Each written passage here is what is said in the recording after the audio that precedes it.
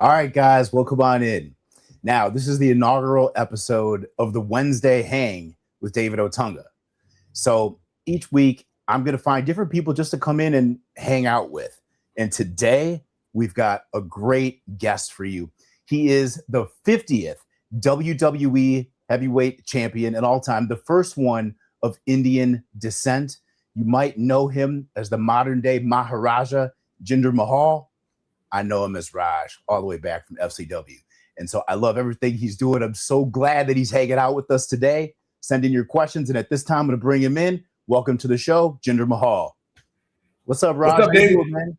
I'm doing good, man. Thank you for having me on your first ever episode. That's awesome, man. I'm excited to hang out with you. It's been a while since we last spoke and a lot of changes in both of our lives. So I'm looking forward to it, brother. Absolutely. I've been so excited about this and just having you on and then just seeing everything that you've got going on and how you're helping today's talent. Like, yo, this is a really important thing and a really important time for wrestlers. And I want to jump right in and I want to talk about, like, I'm sure you've heard the news about the wrestlers there's been a ton of releases lately. That's something that we've lived through, both of us. And you're one of the real major success stories, like, you know, being released and then literally leading you to the biggest explosion, like, in your wrestling career. Can you talk about, like, how you got through that? If we could give advice to these wrestlers who just got released right now, like what would you say? You know, because, you know, going back and put yourself in that mindset, like, that's a scary time, man. When you get that phone call and you don't know what's next. So, like, what would you tell, you know, some of these wrestlers out there who just got released, just got that call? It is a very tough time. I mean, nothing that I say is going to make it any better because we all have bills. We all have families to feed, and this is our main source of income. But I just want to remind them that for me personally, it was the biggest blessing because I realized what I was doing wrong. I took ownership of it. So just my advice is take ownership of your life. You are in charge of your destiny. It's possible to make it to WWE. It's possible to go AEW, TNA. It's possible to have a great career on the independents. But just being honest with yourself is the first step. In my case, I wasn't giving nearly my all, especially when I was in 3MB in that whole first run. So when I lost it, I had a sense of reality of what I needed to do. I needed to take ownership. I needed to change the way that I look, the way that I handle myself, the way that I present myself. Everything changed. So looking back, it was the best thing to happen to me. But my advice actually goes beyond for the wrestlers that have just got released. It's for the wrestlers that have just got signed. Already be thinking about your exit plan. That's something that I didn't do. And I actually recently recorded some content on my own talking about this. No one talks about the exit plan in wrestling ever. Right. In my whole time there, nobody talked about it. It's kind of like we don't want to think about it because it stresses us out. But I think opening up that dialogue and realizing that 95% of the wrestlers are going to get released one day. Maybe 5% get to call it on their terms. They get to have a retirement tour or a retirement match. For the rest of us, it's going to come as a shock. It's going to be a phone call. Hey, you don't need to come to TV this week. For the next 90 days, you chill at home and kind of figure out your next steps. Just remain positive. I think that's the number one thing. It's a very emotional time too, getting released. Like, there's a lot of anger and frustration and playing the blame game and blaming the system or blaming everything except ourselves. But this isn't a job. This isn't a career. We're there for a short window. We got to make the best of it. Knowing that it's a very limited window, let's make the best of it and use this to pivot into our next reinvention of ourselves or whatever that's going to look like. Right, Dave? How did you deal with it? Tell me about yourself. I mean, absolutely. And everything that you just said. But, like, I remember being at WWE and I can't remember who it was, but a vet told me, are you even really a pro wrestler until you've been fired from this company? Because they're like, it happens to everybody. If you've never been fired, they're like, you haven't been here long enough, because that's how it happened. And I remember thinking about that, and I was like, wait, what? No, like, that doesn't sound right. But no, like, and in my experience, that kind of is the way that it goes. And I think you're right on. Like 95% of people, unless you've been like the top guy, and even still, plenty of them get released too. It just comes with the business. And the other thing too, for the newly released wrestlers, it's not necessarily final. You know, they could bring you back, but I like, you know, what you said, and this is something I was touching on is, but it's your life and you kind of define success. Do you even want to come back? Like, what makes you happy? And that's what I really had to stop and think about and kind of take inventory. And I like how you said about, you know, because that's something that you did, I mean, extremely well, was reinvent yourself.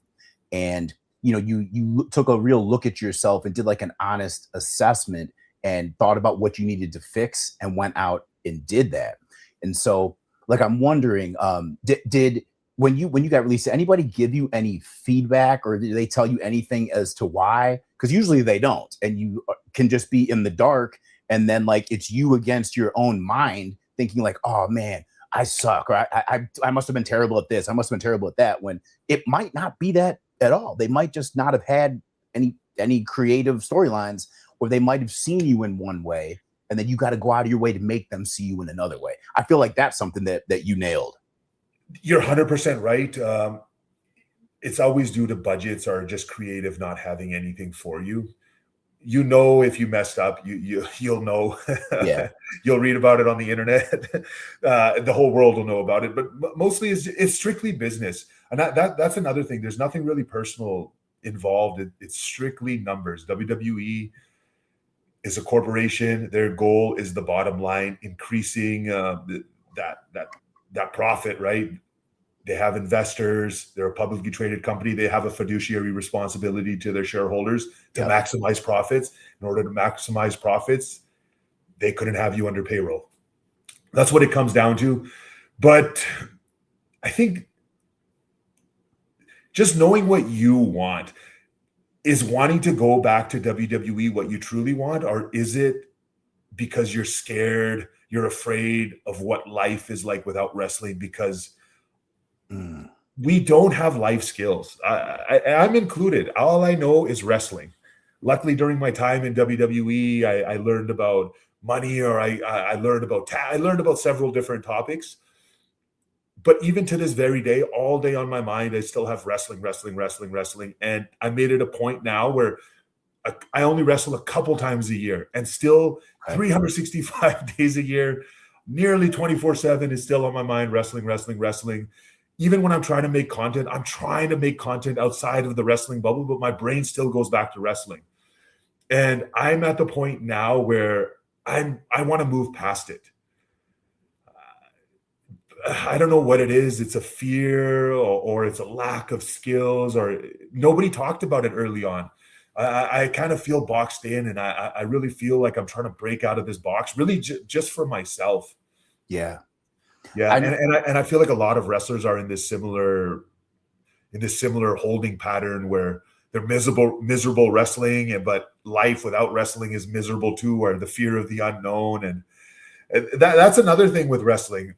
Dave, you know, at least 75% of the roster is miserable at all times. It's not a fun place. Hey, we're hanging out, man. Let's get real on here. I don't know what it's like now under TKO, but I know when you and I were there, I know what it was like, man. It's a grind, and like I relate to what you're saying so much, man. Like how you think about wrestling like 365, but it's because we have to put in so much to make it there, number one, and then to stay there. Like it consumes you. Like you're wrestling, you're on the road with your coworkers more than you see your own family. Like that was one of the hardest things for me, is like, you know, I had a young son at the time, and like only being home maybe 2 days a week to see him, like, yo, that's tough. But I loved what I was doing. But then at a certain point, I mean, there's that cost, there's that risk reward, ratio. And it's like, yeah, I'm living my dream, but am I? You know what I mean? Like I love it, but I'm not necessarily where I want to be on the card. But that being said, I'm willing to put in the time and work and get there. But also in the immediate time, this is time taking away from my family and from doing other things. And I mean, it's much different now with working less dates, but that's something like that people have to take into account and personal happiness, because you're right. People don't think about the exit plan, but what happens after wrestling. There's a ton of guys like we worked with, and you touched on this earlier, where their whole life, all they've wanted to be is a wrestler, to the point where, you know, most guys graduated high school but have foregone college, even because, hey, those are prime years when it's time to start, you know, wrestling. So there's some guys who literally just done that. And then when it's done, or when they get, you know, near the end of their career, if they don't have a job in wrestling, like where do they go? Because you're basically starting over, and you have all this knowledge from wrestling, but if you're not in the wrestling business, it doesn't, where does it translate? Where do you find a spot for yourself? You know, and that's really like I feel what you mean about the unknown. And it's kind of like you need to be very introspective and think about what you want to do.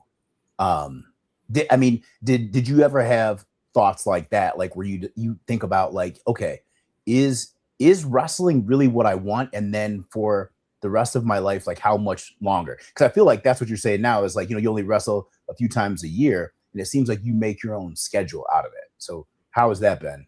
So this is a recent revelation in my life. The whole time I was in WWE, I had the blinders on.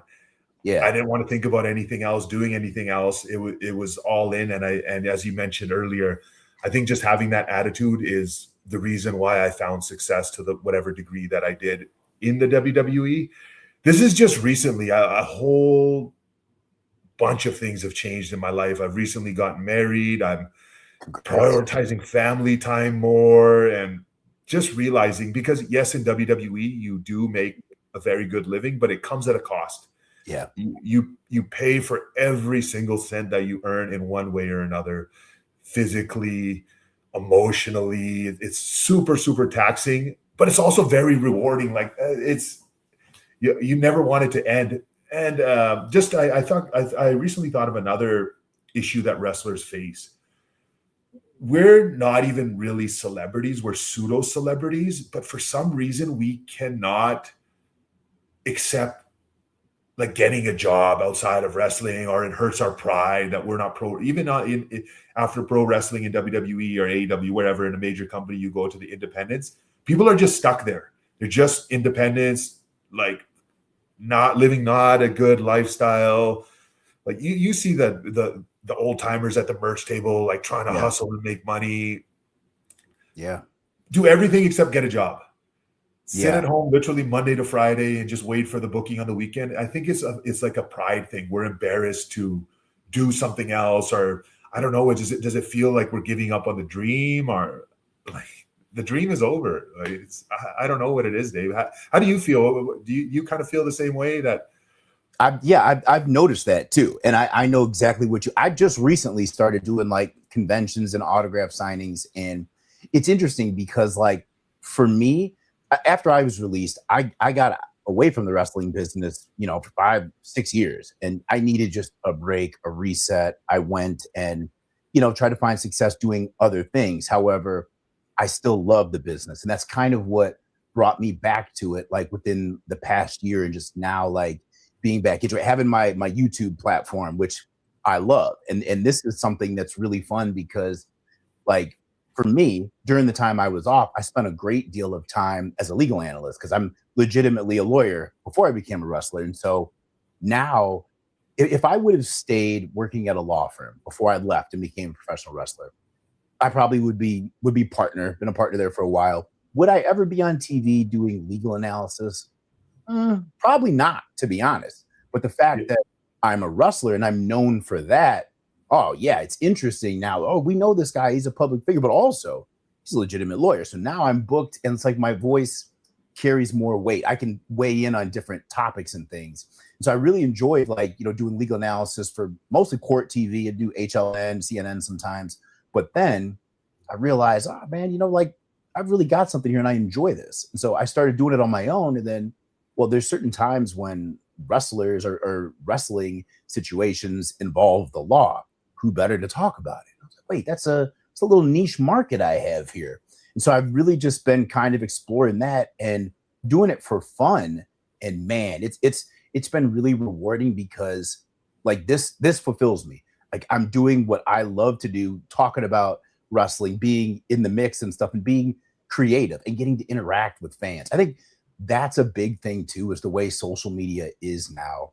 And especially at least like YouTube, like in the comments and stuff, like people really invest. Like if they're choosing to watch my channel, the people watching us right now, they invest in us and will give like really good comments. Whereas, you know, like if this is Instagram or Twitter X or whatever it's called now, it can be a toxic place, man. And people just, you know, say anything. But I like the fans now that really like the channels, they can really invest in you and you get this feedback from them. So that being said, like it really came to a point in time where I had to redefine my success. And I think in being away from wrestling for so long and trying to just, you know, explore different avenues, it allowed my passion for wrestling to come back. Like, yeah, I'm happy there, but now like my goals in wrestling are different. Like my definition of success is different. I'm not trying to do what I was doing before. I'm not trying to necessarily be a talent and, you know, be taking bumps every week, but I love being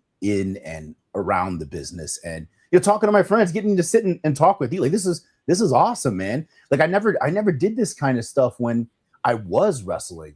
And I feel like, you know how it is there too. Like it's such a grind. We see each other all the time, but then there's competitiveness too that we don't necessarily need to have because we all work together. And I feel like I wish I would have spent more time, like, you know, sitting down and like having talks like this with other people, getting to know everybody and like their lives and stuff. But I'm grateful for the position I'm in now and being able to do that. It's just been so different. But yeah, like I really encourage people to find like what you're passionate about and outside of wrestling. And, you know, maybe there's something you were meant for bigger outside of wrestling.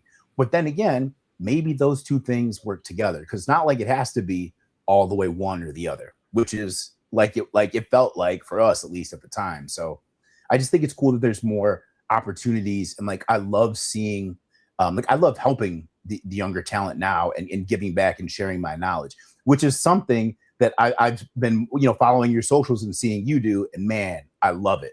So can you talk about that a little bit? Like how you're trying to help, you know, teach wrestlers about financial literacy and stuff. Yes, yeah. This was missing when I was young. Nobody was talking about it. I messed up for several years, all my finances, all my taxes. I didn't have the proper business structure just because nobody was talking about this or nobody really knew. I actually got the idea from some football players that I would watch on YouTube talking about finances and taxes and budgeting. I feel like wrestlers also don't open up, especially on social media, because a lot of us have a feeling that we want to go back to WWE. And if we talk about this stuff, maybe it'll like not necessarily blacklist us, but we're seen in a different, like, this is something you do like when you're done, right? Yeah, so, yeah. So just even that, like that holds people back from, especially the things that you talk about, Dave, contracts and everything. Like that's a little bit taboo of a subject. You know, you were a talent, like we never wanted to ruffle feathers, but it is what it is. Like times have changed, and they really have. Even the company's changed. The stance on openly talking about how matches are called with Unreal and everything. I just think there's something in motion where financial literacy and paying the talent and treating them more fairly, that it is a real thing. Yeah. For instance, giving guys times off. Yes, I know there's TKOs lately in the news for cutting contracts and everything like that, which at the end of the day, they're a business. They have, you know, they're about maximizing profits. We already know that, but they are treating wrestlers better. I can definitely say that. Reduction in the amount of shows that they do and time off like that. Yeah. We could never ask for time off before that. Maybe Dave, you did, but I never asked for time off. Like, could be weddings or big events going on in my family. Like we would just, I'll make it there when I can in between shows, and I'll catch a ride at Red Eye, and I'll be right out of there. Sorry, I went on a little bit of a tangent, but yeah, just everything is changing in wrestling, and in wrestling, it's either you evolve or you get left behind. And I just wanted to open up the dialogue. again, share some knowledge. It's rewarding to me. I have no agenda. I have nothing to sell. I pay out of my pocket every month to produce content, just to kind of give back. And it's about me figuring out what I want to do. Yeah. Right. It's a lot of it is for me. It's like therapy in a way, just opening up and talking about these things that have been such taboo topics forever. Like how have finances never been discussed in wrestling on a public platform? Yeah, and it's exactly what you said, though. Like these topics are kind of taboo. Like if they didn't necessarily, nobody ever necessarily like said this to me, but like you could feel it. And like people don't talk about this stuff. And you're right. Like sometimes, I don't know, guys can get heat like for talking about these things, but like it's been really freeing for me. Cause like, for example, talking about the contract stuff, like I was worried about like how that would rub people. It was like, the company's not going to like this. I was like, wait a minute. They're not paying me anymore. Like, I mean, they could pay me to stop talking about it, maybe, if you know what I mean. But no, but like, because I realized being a lawyer, like with my knowledge of contracts and stuff, I always just understood it. But I realized most people do not and don't realize like how lopsided the contract is. It gets heavily in favor of the company. But that being said, we all sign it because we want to be there. And so like if that's the game, if you're educated on it, you better know how to play. So that's my goal. Is I'm not even trying to demonize the contract. It's more so just trying to make wrestlers aware of how things work. So then that way, actually, they can kind of plan, and you hopefully won't be caught off guard by one of these phone calls and a release, because it's in the contract. Like they can release you for anything or no reason at all, which is wild, because like I just heard about this.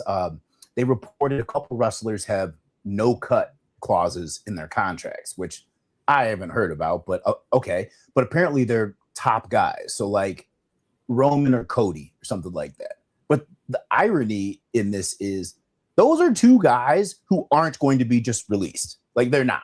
They're two of the top guys. So it's like, I don't even see why they need to have a no cut clause in there. But either way, a no cut clause doesn't really matter, because the company can still fire somebody for cause. It doesn't have to be a cut. If they want to get rid of somebody, they can creatively find a way. I mean, that's just how it is there. But you're right, man. The business has changed so much. And you mentioned Unreal. I want to talk about that. Like what's your opinion of that? Are they pulling the curtain back like too much, like showing how matches are put together and the creative? Because like people are split on how they feel about this. How do you feel about it? So in my opinion, it's a net positive in terms of business. It makes a lot of sense to me. Look, people, so as soon as you start following wrestling on your algorithm on Instagram or social media, it's going to feed you more wrestling info, except now you're getting the news from an outside source from dirt sheets or etc. People are still receiving this insider information. And to me, it feels like the insider information, what's going on backstage, is more interesting than what's happening on TV. So now when you control the narrative of what's happening backstage through these shows, maybe now you can blend them onto the television product, because the most compelling storylines, or when you blend what's happening in real life, with a little bit of drama, and the people are questioning like, oh, is this real? Or did he really take a jab on him on the mic? Did he know it was coming? To me, that's the most interesting part of wrestling. Now we all know what it is. It's entertainment. There is a section of fans that enjoy that aspect of it. But I think there's a large section of fans that view this as an art form now, and view these characters as an extension of their real life. And they're more invested in what's happening in their personal lives than they are in their storylines. So I think it's a great vehicle to introduce new fans also. For instance, I'll give the example of Hard Knocks. I'm not a football fan, but if I see Hard Knocks on TV, I always watch it, because I want to see what these athletes struggle with. I want to see what their day-to-day life is. Like that's more interesting to me than a football game. I know there's a lot of people who love the actual sport. I know nothing about football, but man, like just the pressure of getting cut, making that roster, and their personal lives with their families, how they are when they go home, how they are with their teammates. This teammate has beef with this teammate. This rookie got heat by doing this. This to me is more interesting. And ultimately, then when I do watch the game, I'm looking out for that player. I feel like a little bit of a sense of attachment to that player. Yeah. Yeah. So I think it makes perfect business sense. Also, the F1 series on Netflix, like it raised F1's profile to the next level. So I think WWE is really focused on building their brand equity. It's $1 billion brand. How do we grow this to even more? Whoever the next buyer is, there's a immense return on investment on Endeavor's part, on TKO's part. That's what ultimately what it's about. It's about driving up that bottom line, that or even just gross revenue, right? The valuation of these companies, these network TV deals are astronomical, and it's only going to go up from here, involving celebrities. This is only going to increase, in my opinion. It's not going to go down. Getting more into the mainstream, because Vince had a different idea for the business, but now Vince viewed it as a wrestling promoter. His father was a wrestling promoter. Now wrestling promoters don't own WWE. They don't own TKO. They're business people. They're going to do whatever makes sense, whatever is in pop culture. They're going to do that thing. So big changes, but I think it's all good. Better for the wrestlers, more opportunities, more money to be made. I really love that there's competition now with AEW, because when AEW popped up, every wrestler in WWE benefited. I got a better contract. I made more money. I remember before AEW, the maximum downside was $1 million that WWE would put on paper. As far as I know, there was nobody with a downside. I heard similar. Yeah, you can make more. A lot of people don't know how WWE contracts work. Downside guarantee. You're right. There's a guarantee, but you can out-earn that guarantee. Now, guys, downside guarantees are so high, they're never going to out-earn them. They're just consider it a salary and just move on with your business. That's the way they are right now, well, which is good for the wrestlers. Yeah, absolutely. Because like when we were there, like you're right. And to explain what he's talking about, your downside guarantee is the bare minimum amount that you should earn. So if you have a $1 million downside guarantee, that's the bare minimum that you'll make. However, you can make above and beyond that. And most people hopefully would make 2 to 3 times whatever the downside guarantee is. However, you have to work dates to do it. So whereas if you work less dates, then you would just be stuck with your downside, which is why now having higher downsides is much better for the wrestlers, because they're paid a higher amount to work less. So it's easier on the body. They can take breaks, like you were mentioning. Yeah, to go back to that, I never took breaks. You couldn't, and you wanted to earn. In fact, I had to take time off because I was working too much. It became a detriment to my family a little bit. If I had the schedule they have now, man, I might never have left, to be honest. I'd probably still be there. But that's the way the business was at that time. But now it does seem like it's much more friendly to the wrestlers, which is a great thing. So I applaud TKO for that and WWE for that. That's really cool. And again, also what you're saying too, there's so many opportunities now. I'm so excited about what AEW has done, and just, creating an alternative that's a dope place too, man, and a dope promotion. So guys have opportunities, and there's more places to go, which I think is really cool, because for a while it was just WWE. That was the only game in town. And then if it wasn't that, man, I think that's where, people really got, it was scary hours then. If you got released, because what's the alternative? What do you do? Yeah, man. But another big change I noticed when AEW popped up, wrestlers started using agents again. Before it was a major taboo subject to even bring up an agent discussing your contract.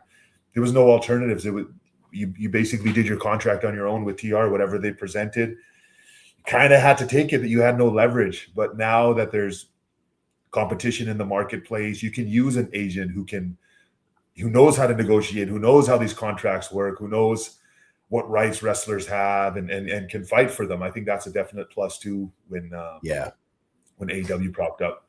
Yeah, and right, and the fact that there is somewhere else like you can do that, because I remember before they popped up. Now this is with me. Like I had pretty high level agents, like just from acting and things outside of WWE.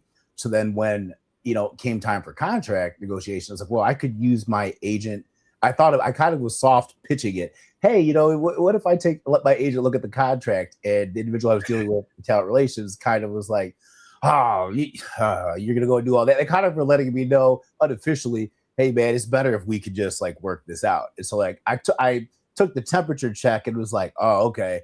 And I was so worried about getting heat that, all right, I'm a lawyer anyway. Let me look at this myself. But yeah, that was a real thing. But I think that it helps the business in now that you're able to have agents. But it wouldn't be like that if there weren't multiple places to go. So you can build leverage and leverage deals against each other and offers. So that's the wrestling business is in a good space. Like I like where it's headed. Definitely. I have to have no. Go ahead.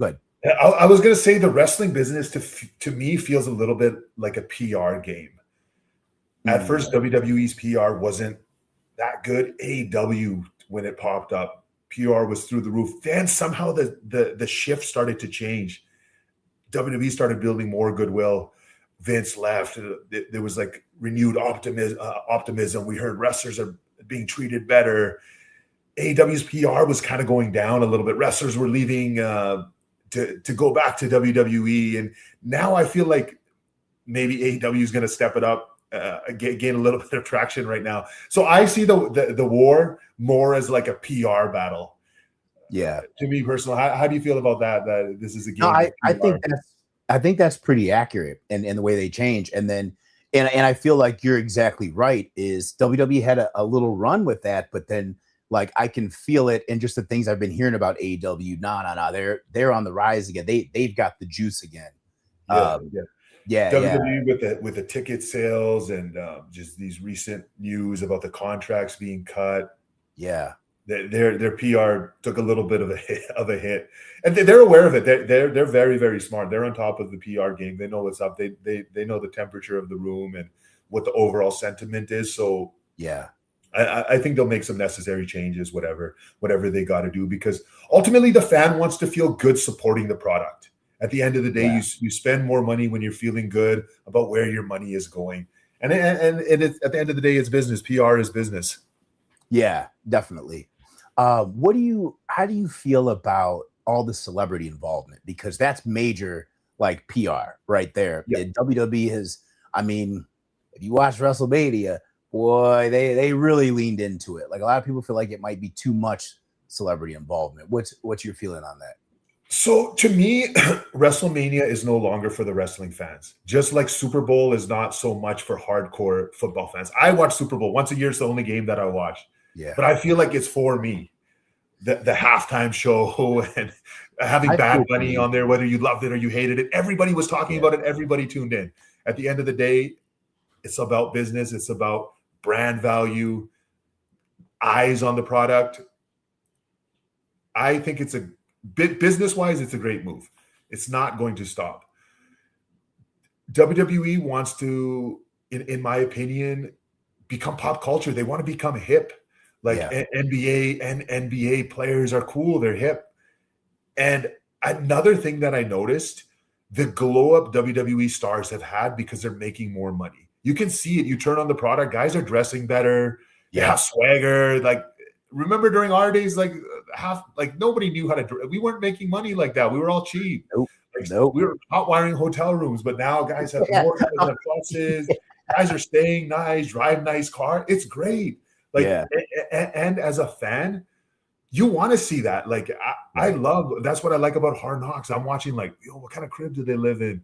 Oh shit, what kind of watches he got? Like, that's a real thing. No, absolutely. I feel like they should lean into that more, because like with Unreal, for example, it's cool, but like me watching it, come on, man, if they're putting on a TV show, this ain't real. I don't care what anybody says. Of course. That's what, I don't care what it's a anybody vehicle says. to push storylines. Right. And then this is what they're letting you see. It's realistic. Don't get me wrong. Having been in the production meetings and stuff, yeah, that's realistic. But they are very cognizant. There's a camera, and then they choose what to feature on this. Which what you mean, or exactly what you were saying before, is then it bleeds into the storyline. But then for me, if it's real life that then bleeds into the storyline, it then makes me say, well, it was storyline the whole time when you thought it was real life. But that being said, I don't think there's anything wrong with that, because I think that's really compelling TV. In fact, I think they should lean into that further, because like Hard Knocks, kind of, if you had a show like that where you show like, the real how it really feels like being in developmental or at NXT, or where you could be cut at any time. And when they have cuts, or like, you turn up to practice and, like 10 people have been cut. Like, I remember that at FCW. Those are dark days. Like some of my best friends, I had no idea they would be cut. And you show up to practice and they're gone. Somebody I talk to every day, and they're just not there anymore. Like, that's tough. So even if like you survive the cuts, like, man, you feel how real it is. But I feel like if they followed everybody and through their journey, because that's the other thing, people don't realize like how hard, some of us like we train and work at this to be successful, but then there's only so many opportunities, and there's so many men and women who are so talented. And for whatever reason, when they got their shot on the road, it wasn't the right character, wasn't the right fit, wasn't the right storyline, where then they kind of just ended up getting released. But like, wait, they never gave this person like a fair shot. Like, especially like there's people like I know that were dope in FCW, came up on the road, and they never really gave them their just due. And you never really know why. But I think it would be cool to see that and be able to invest in the characters more, because that's showing that's what people want. That makes you tune in. Like you were saying, like with football, like watching Hard Knocks, then it'll get you to watch and care about the players. So I feel like that's a good model they should just lean into. Yeah. Exactly. It builds more of an emotional connection with the wrestlers, not so much as their on-screen character, but as I mentioned earlier, that's just an extension of themselves, or the best characters are. It's just an extension of themselves. And my situation was totally different. I could never be myself on television. I always have to portray this alter ego, this heel, this like super arrogant, rich, which is like very different than my own personality. I was hoping one day I would get to show myself, but now that I'm in charge of everything, I can do that on social media, and it's my own platform, and it's my voice, and I can put out whatever message I want to put out, and it's my personal PR.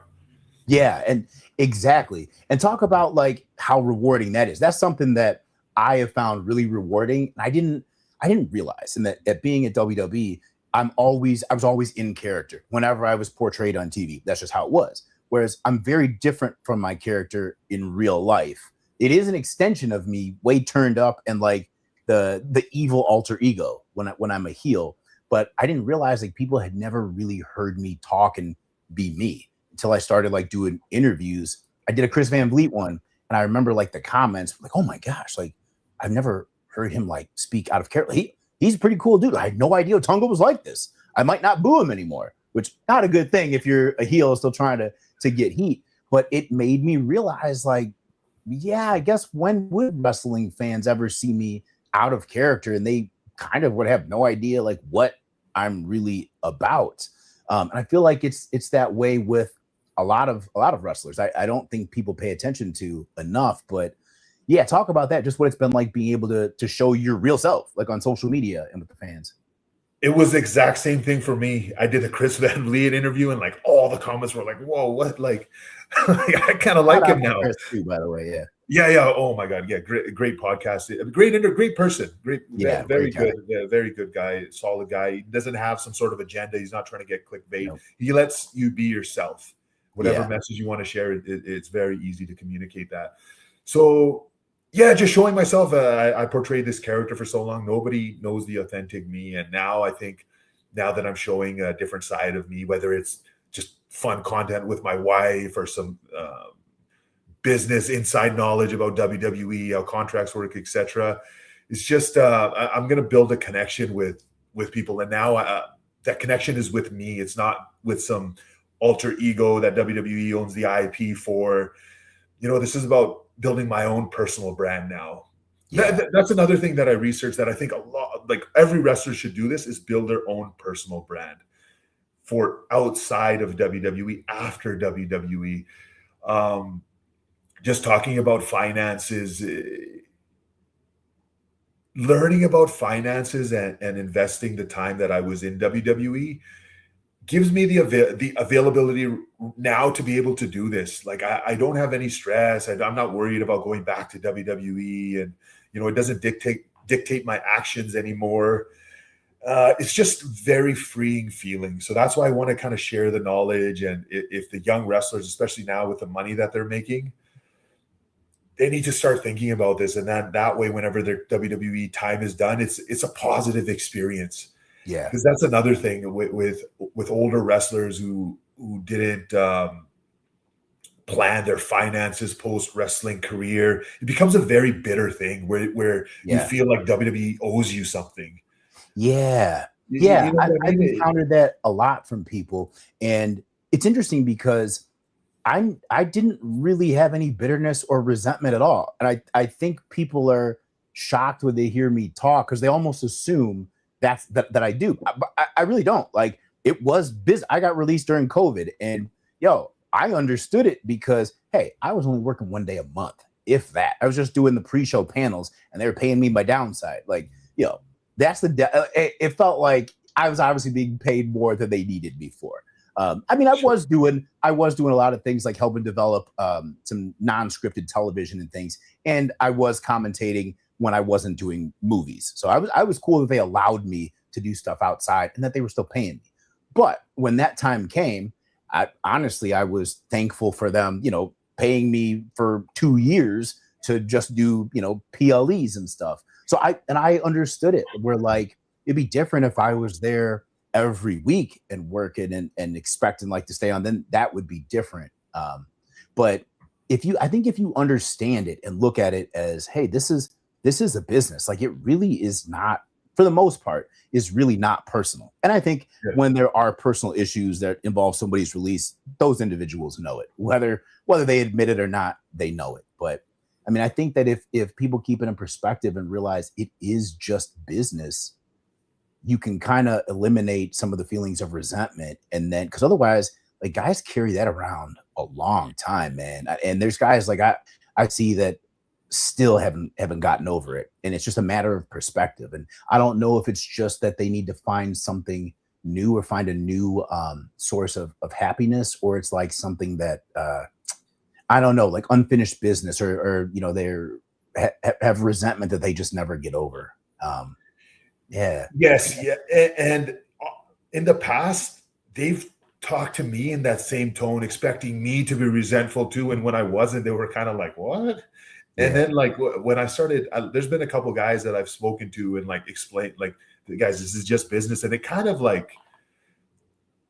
changed the way that they think, maybe even just temporarily, but they never viewed it that way because so much negativity in wrestling. That's another thing that I want to do now, is just bring positivity to wrestling. Like, why does everything have to be so negative when people leave the company? Just want to set a good example of what life can be like. But with planning, while you're with WWE, you're already planning this. You're already knowing that this window is going to end. It's an opportunity, and that's all this is. There's no guarantees. There's no promises. They don't owe me a single thing. I'm here. I'm going to offer my services for X amount of money for as long as it lasts.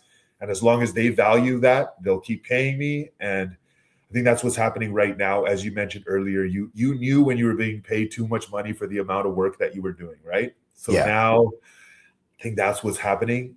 There's not that many house shows. There's a lot of wrestlers on television. Maybe a wrestler wrestles 2-3 times a month. So how many times is that a year? 34. Like, I'm seeing the number of matches guys have per year now. And you compare that to the amount of money that they're making, like that dollar per match is very high. I'm always for wrestlers. Get your bag, get your money. But just on a business side, like, it's not going to last forever. that system.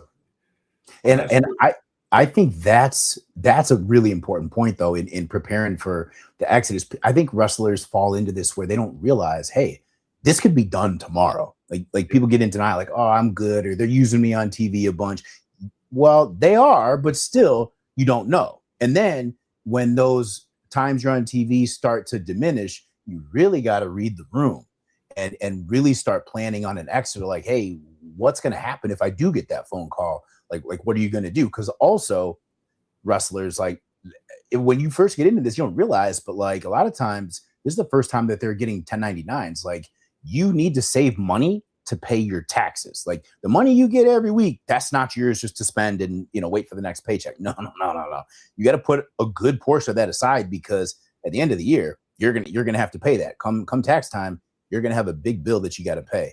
And I think that's something that was, I mean, at least for me, that was my first time ever having, 1099s and learning like, oh, okay, this is going to take some real attention to budgeting here and setting money aside. What was your experience like with that? Same. I came from Canada. I had no idea. I was a college student and then I got signed to WWE. I had no idea. But luckily, Jim Ross came down for a speech when I was in FCW. And he said, if you take away anything at all from today's talk, pay your taxes. Taxes have screwed over so many wrestlers. Taxes and divorces and just bad financial planning have ruined so many wrestlers. It's unbelievable. So as soon as he mentioned that, then I got on the ball. Then I'm like, okay, I got to learn what this is. And then I did a deep dive and I learned a lot. Or we're taught just to save. Wrestlers, there's two types of wrestlers, ones that blow their money and ones that save. There's very, very few that know how to invest, or even if you don't know how to invest, hire a financial advisor, the right one. Don't have one of your friends come up with a business for you guys to run. It's not going to end well. So wrestlers do a good job of saving, but not investing, because even if you save, the money's not working for you. You are still physically working for that money. I want wrestlers all to get to a point where that money is working for them. So there comes a day where they don't run out of savings, because with inflation and the way things are moving and the cost of living is increasing, even just saving is great. It's a great first step, but that's not enough. Like, just learn where to invest, put that money to work, and just give yourself some freedom, some options. And I think the overall release process experience won't be so negative. Yeah. There's a lot of negativity around it because wrestlers don't handle it well emotionally. And the fans know that too. And now they get behind it. And it's kind of start putting the message in your head, like, oh, you deserve more. That actually happened to me too. People would comment, oh, you deserve more. And I made a video at that time on, I think it's on my social media, where I said, no, WWE was great. It set me up financially for the future, where now I can do anything that I want with my life. WWE didn't drop the ball on me. I was WWE champion. I traveled the world. I got to do so many amazing things, inspire so many different people. It was a great time in my life. But I always knew, especially after that first release, that this is temporary. This time is going to run out. It's a small window. We have a question. Yeah. You guys ever asked JBL for financial advice while you were working in WWE together? A little bit. Not even advice. He would just be talking about finances. He's a big finance guy. He's a big investor. Mainly stocks. We talk stocks. JBL. Kane is another one. Glenn. Yep. Super knowledgeable. But yeah, definitely. Yeah. JBL's dope. And he actually just started a podcast about money. I think it's called How to Have More Money with JBL. Something like that. It's with Conrad. Okay. I got to tune in. Yeah. I sat at the commentary table with him, and, we had fun and talk and crack jokes, but we never really got to anything serious, like, financial advice and stuff. But he is the man in that arena. So he's a great source. I'm definitely going to tune into his podcast. Shout out to JBL.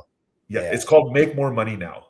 Make More Money Now. Make More Money Now. It's about time that wrestlers are talking about finances. It's such a taboo topic for so many years. I don't know why. So many wrestlers could have been better off if this was discussed more, if this was an open topic and knowledge was shared.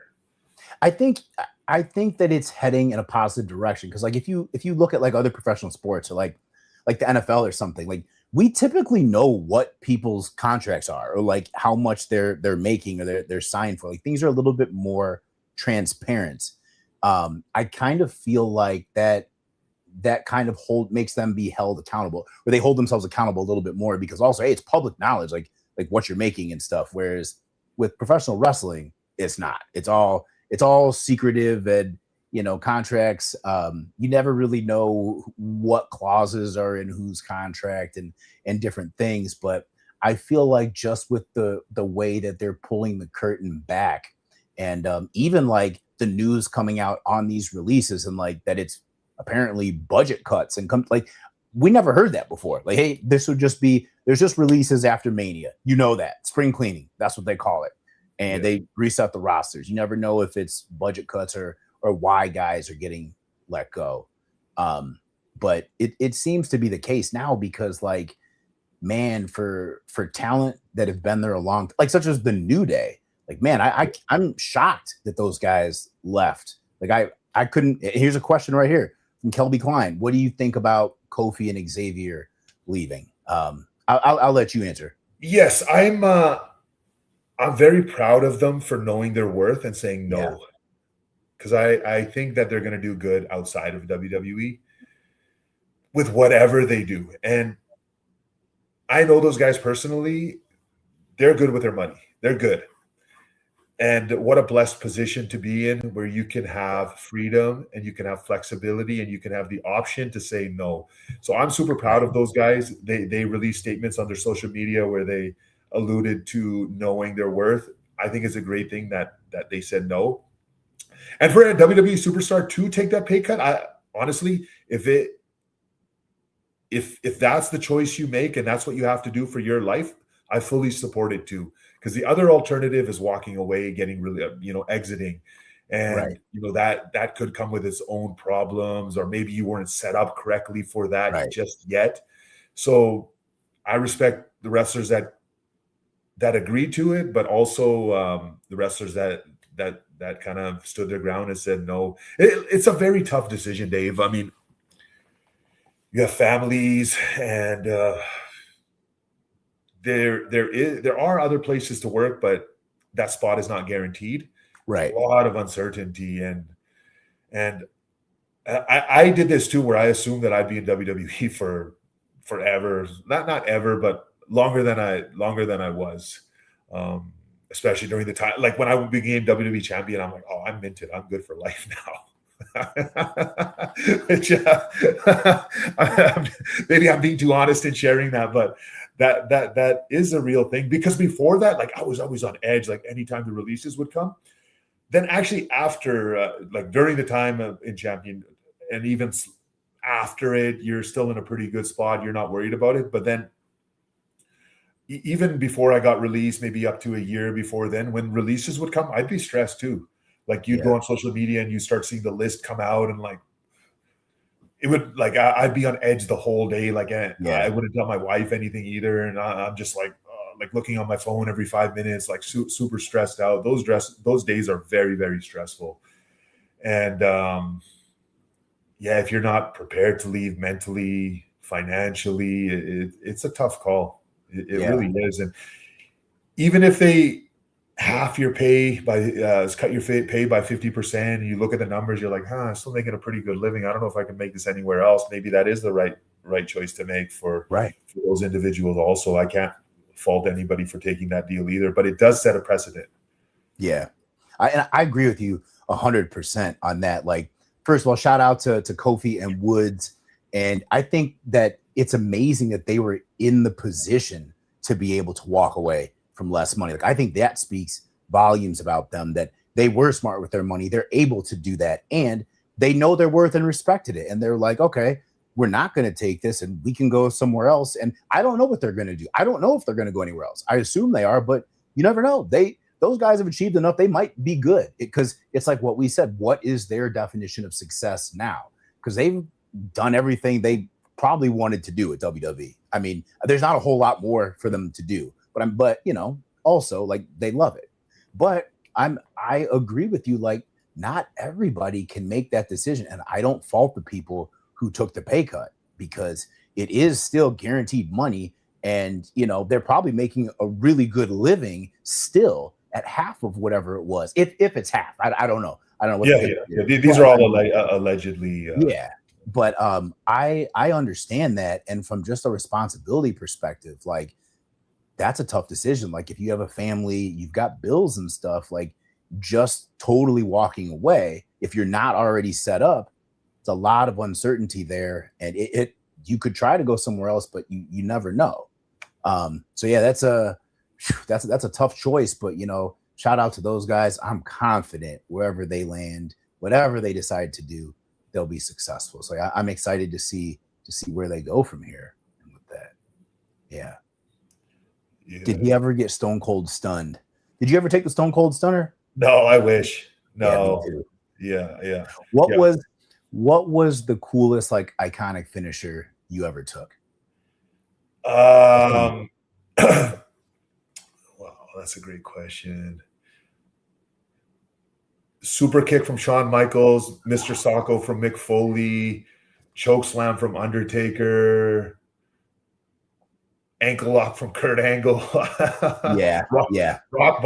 Rock bottom rock. Actually, that's number one. Oh yeah. I was gonna say that's a tough one. That's a tough one. He didn't give me a rock bottom. He gave me the people's elbow, spine buster, people's elbow. The Rock. Yeah. That's a tough one to beat. I'd take that too. You took my other two. I was gonna say Socko for Mick Foley. I just mentioned that to him the other day, and like, he legit pulled it out of his sweatpants or whatever. And all right, it needs to be authentic. And then I did take Sweet Chin Music from Shawn Michaels, and I remember thinking, like, it was on Raw or something, and he told me, he's like, man, I haven't done this in a long time, because this was he'd been retired a couple of years, and he's like, put a hand up, kid. And I was like, in my mind, I'm like, not a chance. I don't care. Like, I'm doing this. And I remember it was perfect, like, barely touched me. I was like, whoa, he's legit. And not having done this in years, and just came out perfect. But I love that. Yeah. Raj, honestly, is a GOAT for inspiring me to become better. Man, I agree. I can't say enough. Yeah, man, that's something else too, is like, I feel maybe that's why we get along so well, is you have such a positive spirit. And I feel like that's kind of similar to mine. And it's rare in this industry, but like, you're so positive and motivational. How do you feel like, is it something you've always been, or did it take time just to have such a positive outlook on the wrestling business? A little bit of both. I think I've always been like this, but it's constant work because we're surrounded with such negativity. Yeah. Media and everything. Negativity sells more than positivity. It's always been the case. And it's very easy to have that default setting of just negativity, playing the blame game, not taking ownership, inventory of yourself. I think that's kind of the default setting, right? It's just easier. It's easier just to play the blame game, look for a handout, or do everything except realize that I am in charge ultimately of everything that I do in my life. Wherever I am right now in my life is a culmination of all the choices I've made throughout my life. I think that's important. And just being nice to people. I enjoy it. I like talking to people. Like, I like being a positive influence on people, or if someone's having a bad day or filled with negativity, if I can kind of just shift their mindset a little bit, it's rewarding for me. I don't know what it is. How do you feel? Are you similar? Yeah, very similar. Like, I enjoy life, man. I love enjoy life. And I like, if I'm not happy doing something, why are we doing it? You know what I mean? Like, if we're gonna do something, I should enjoy it. And then, like, yeah, I love interacting with people and talking with people too, sharing, whatever knowledge I have on something. And I like being happy. And if I can make somebody else feel good, great. That's one of the things, like, that I pride myself on. Like, when I started making my videos, is I make whatever I want to talk about, which I like, where I don't have to worry about a company telling me you have to say this or you can't say this or don't talk about that. No, for the first time, I can talk about whatever I want. And it is weird because, like, in the back of my mind, like, I still feel like, wait, company they want me to say this? I'm like, wait a minute. No, this is my channel. I can say whatever I want. But it's not like I'm going to say anything bad, but I love that freedom, and it makes me excited. So it's like I'm doing what I enjoy, and I feel like people can see that, and then they enjoy it too. And the next thing you know, we start a conversation, and we're rolling from there, man. Yeah, most definitely, Dave. Most definitely. You've always been a positive person. Yeah, I known you since FCW.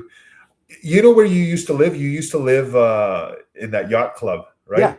yeah. You know that there was a fence there. The other side of Yacht Club was Camden, where all the wrestlers used to live. All of us guys, we Oh used to make yeah. $500 a week. So I actually used to live. My apartment was right on the wall, and I used to look over the wall and think, like, man, someday I'm going to start making money. I'm going to make it in WWE, and I'm going to move to that side. Still haven't done it yet. You probably were making so much money by that time. You're like, man, I don't need that. I live wherever. No, that was dope, bro. I love seeing everything you're doing now, and just these topics that wrestlers haven't talked about for so long that we should be, for our own good, just for our own acknowledgement, for our own empowerment. Knowledge is power, right? Right. And sometimes the system wants to keep you dumb so it could take advantage of you.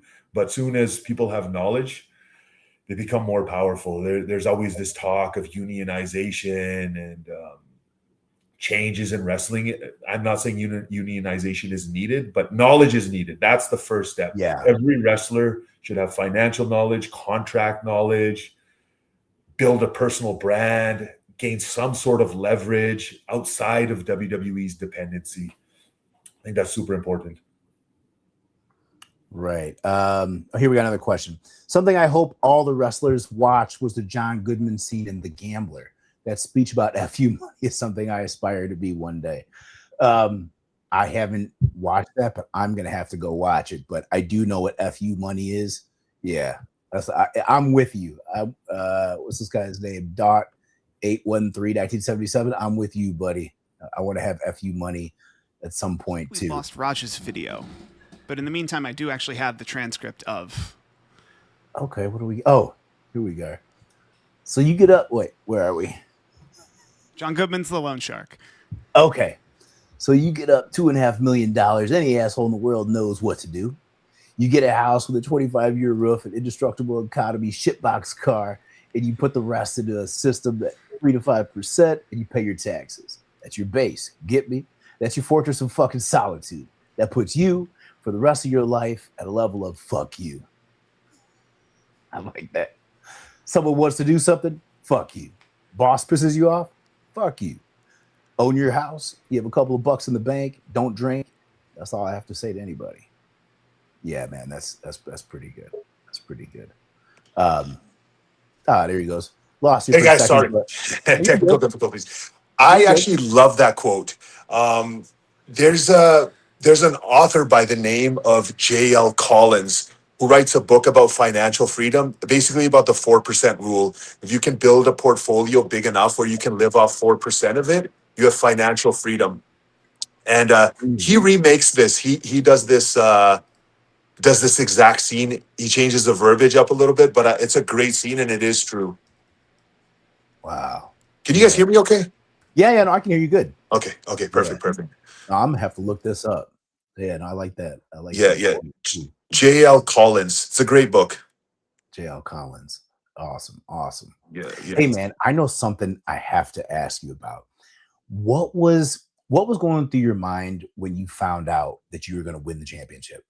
You're gonna win the WWE championship. Like what when they actually told you, like what? Because think about the journey you'd been on at that point.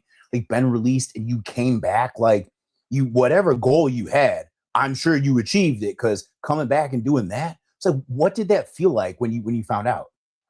So when I was told, I didn't celebrate or anything. I didn't take it seriously because, as you know, in WWE, anything can change. I've heard of guys being told that they're going to win X title or win Money in the Bank or get this big push and then nothing ever happens. So I really didn't factor in that I was going to win it until I actually won it.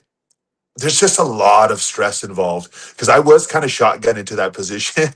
I was lower on the card, mid card, and I was going to be moving up the card. Rusev got injured. He was supposed to wrestle Randy Orton, and they needed someone else. They needed a heel to work with Randy. Randy was the main baby face, and I didn't know I was going to be facing a champion until the night that we had. The night we had the number one contendership match. We had a live event the night before, and that's when I found out that I was going to win that. It was like a 6-pack challenge match and then become number one contender. And then Randy told me it's going to be me and you at Backlash, but Rusev's going to come back and it's going to be me and Rusev. So it'll likely just be a one-off. And even that, I was like, this is an amazing opportunity. I was just released like less than a year ago of being back to main event, to pay-per-view. And as we got closer to the pay-per-view, I still wasn't supposed to win. And this is what was told to me, and from everything that I know, something changed within a few days prior to Backlash that Vince changed his mind. Because the betting odds, like in UK, the smart money would come in, allegedly. But the odds shifted in my favor, like right before the day or two before the pay-per-view. Wow. Yeah. And Randy actually told me that we were in Europe for the 2-week European tour after WrestleMania every year. And I worked Randy and AJ Styles in a triple threat that night. And every night it was my goal to become a better performer, learn something, just get better every single day. I wanted to come back from that tour as like a new wrestler. I was dieting super hard. Like I would get like chicken breasts and steaks and Tupperware containers and carry them around all day. I was still like really strict on my diet. And Randy told me he actually texted Vince and said, like, I haven't seen anybody this dialed in years.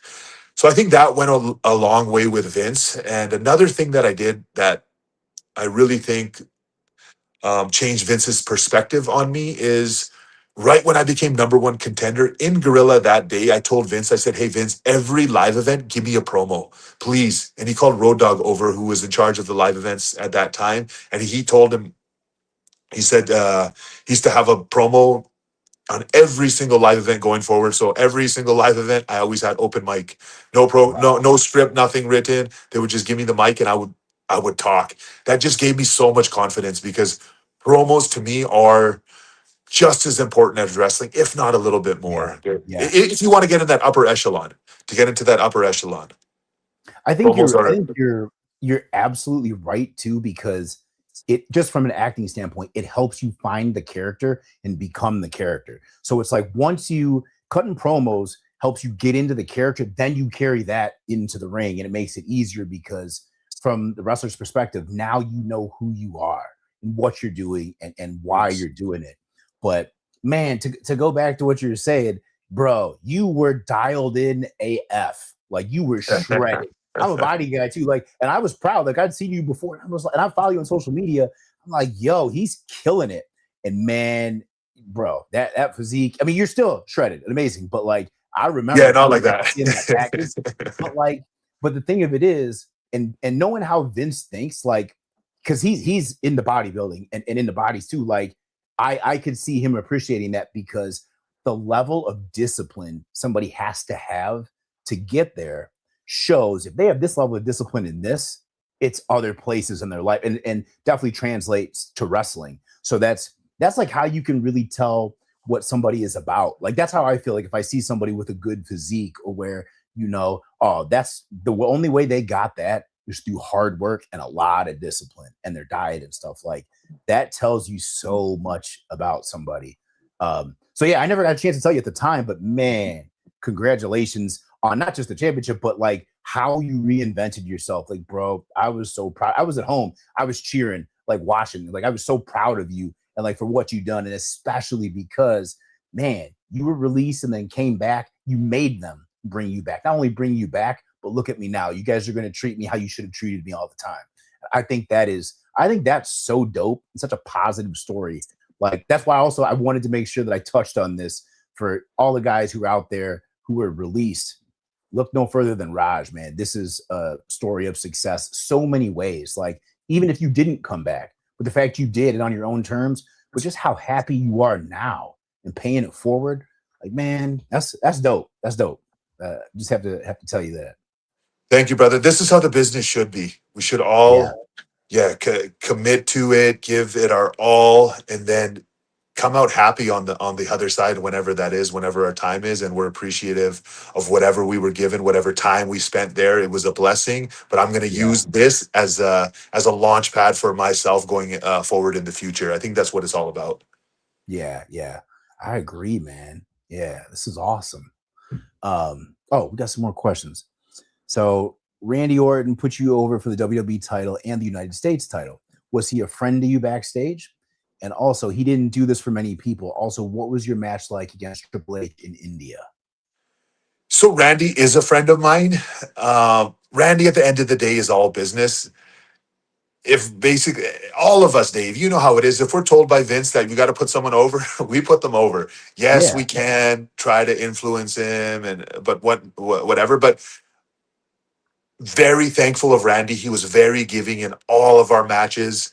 Super cool dude. I still talk to him every once in a while. Every couple months, we'll shoot a text back and forth. I love Randy. To me, he's the ultimate WWE superstar in ring, from everything from look to talent, ability, longevity. Like, what an example of a WWE superstar.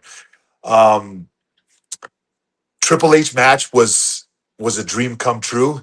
A lot of people are like, oh, he should have put you over. He should have put you over. It doesn't matter. To put over Triple H is an honor. I grew up watching Triple H. I actually used to have his poster on my wall growing up. He was doing like a front double bicep. I had his poster on my wall growing up. And to be able to share the ring with him, and we had a quite long match. I kicked out of the pedigree, and in India, it was an amazing moment. And my favorite singer of all time was there front row. Like, what a gift. What a gift that was. Yeah. And danced on the end. It wasn't planned or anything. You just got on the mic and said, let's dance. I was like, okay.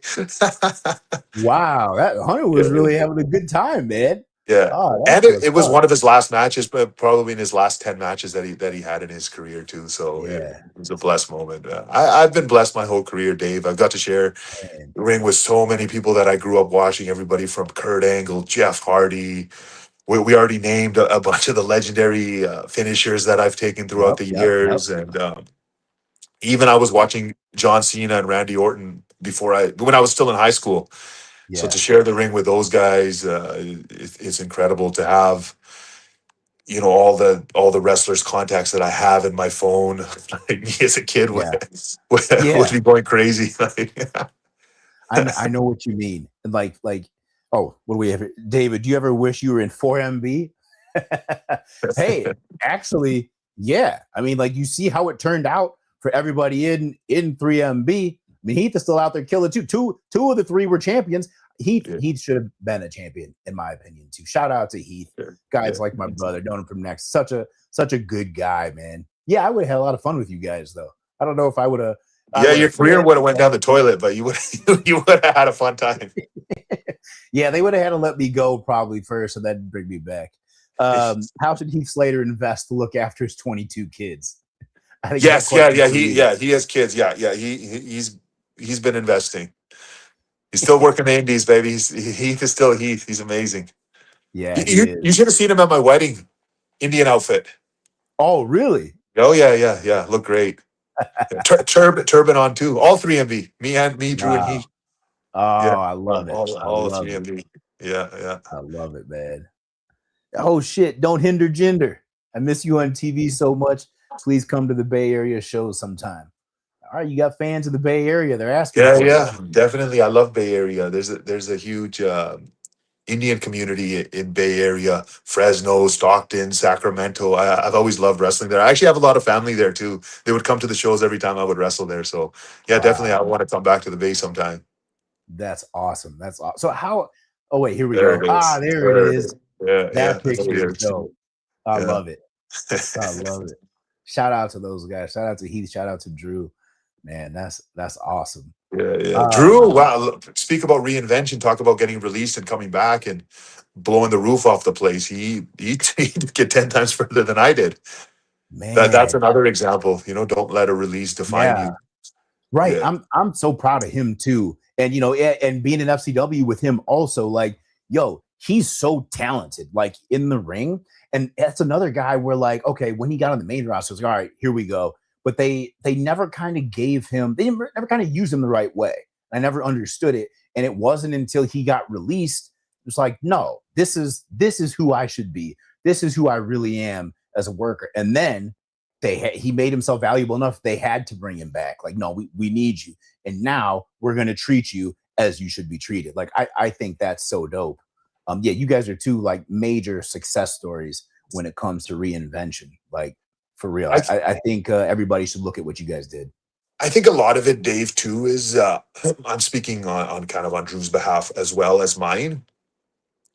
They're not going to give you the opportunity to represent the brand unless you're ready for it. We were too immature. Like, we couldn't be trusted enough. So my second one, I had to prove that I could be trusted. And that means every which way, media, appearances, in-ring, you do what you're asked. Like these things count. You improve, you constantly improve. You show that I can be the face of the brand, because when you're WWE champion, you represent more than just yourself. You're representing $1 billion industry. Like any small thing that you do, the media is waiting for you to mess up. They're waiting to slap your picture on the front page and have a nice headline where they can just bury you. So you have to be worthy of that position. And let me ask rather you than playing the blame game, why am I not getting opportunities? Look at yourself first. Right. Do you think you would have achieved the same level of success had you not been released and just stayed there the full time? Okay, so you needed the release to make that happen. I needed it. Yep. It was a wake-up call. It made me realize that I'm responsible. I am the one. I took inventory of everything, took inventory of the things that I wasn't doing, doubled down on those. Like, for instance, even the promo example I gave you. I knew I was uncomfortable at promos. I sucked at promos. What did I do? I repetition. I asked for it. I asked for the mic time, and then every night repetition. And a lot of the times at first I still sucked, but I kept at it. Yeah. And then I got to the point where I was supernatural. And live events, that's where you practice and get your practice in and feeling the crowd. Like, I had so much fun. My favorite time to cut promos were during live events, because there's not much pressure. You can kind of say what you want, interact with the fans, and really kind of figure. It's almost like a stand-up comedian working through material. You find what works and what doesn't. But yeah, I used to have a lot of fun doing that. Yeah. Well, yeah, Jinder is a class act. I second that. Mr. Worldwide 305 says he met you in Manchester last year. Hopefully I can meet you one day, Otunga. I hope so too. I'm collecting Nexus signatures on a t-shirt. Hey, Mr. Worldwide 305. Yeah, it would be great to meet you too. Hopefully we can get all the signatures on that shirt. I'm doing conventions now here and there, so maybe you can catch me at the next one. But yeah, Jinder's definitely a class act, man. That's why I had to have him on here. Definitely a class act. Thank you. I think he might be talking about a convention called For the Love of Wrestling. We got to get you on that, Dave. It's a huge convention. It's really an amazing time. A lot of great fans there. Awesome. I'm down for it. I'm down for it. Let's do it. Yeah. Everybody, message For the Love of Wrestling convention. Get David Otunga booked. He wants to come down. You heard it. Yeah. Send them messages. Get me booked, guys. Do what Jinder says. Yeah. So wait, I'm hearing. So are you affiliated with a promotion in India? Is this accurate that I'm hearing? Yes, exactly. Yep. There's a new promotion in India, WXM. A lot of great young talent coming up. And what they actually did is they signed about 20 wrestlers to essentially developmental deals, where they can just train and focus on wrestling. And they eat there, they train there, they have strength class there, promo class. And they're actually quite good. There's a couple of them that are gonna be good in the next couple of years. Like I'd be surprised if WWE didn't sign a few of these guys. Just giving them the platform to essentially change their lives. Also in India, there's no opportunities. It's super tough for a wrestler to make it out of there and make a name for themselves. Yeah, here we go right here. Kevin, Neil, Kapitan. Kevin is amazing. He had a match recently with Zack Sabre Jr. It's on YouTube. He held his own in there. Neil, the guy in the middle, is amazing. He's the powerhouse of WXM. Yeah. Yeah. Yeah, there's All some right. good talent there. Yeah, yeah. And this is all about just giving back, right? At this point in Yeah. my career. Yeah. We have our weekly episode on YouTube. Every week we release a new episode. WXM, please, everybody, show some love, show some support. Kalisto, Samurai Del Sol is there. Dijak is there. Oh, A couple nice. guys from WWE. Yeah. Good wrestlers from UK are there. Some of the best wrestlers from there. Zack Sabre Jr. was just there. That was a huge moment. Zack Sabre Jr. in India. I bet. Man, this is dope, dude. Yeah, yeah, it's dope, bro. Really, really nice production. Good crew running it. And again, it's just providing a platform for the next generation.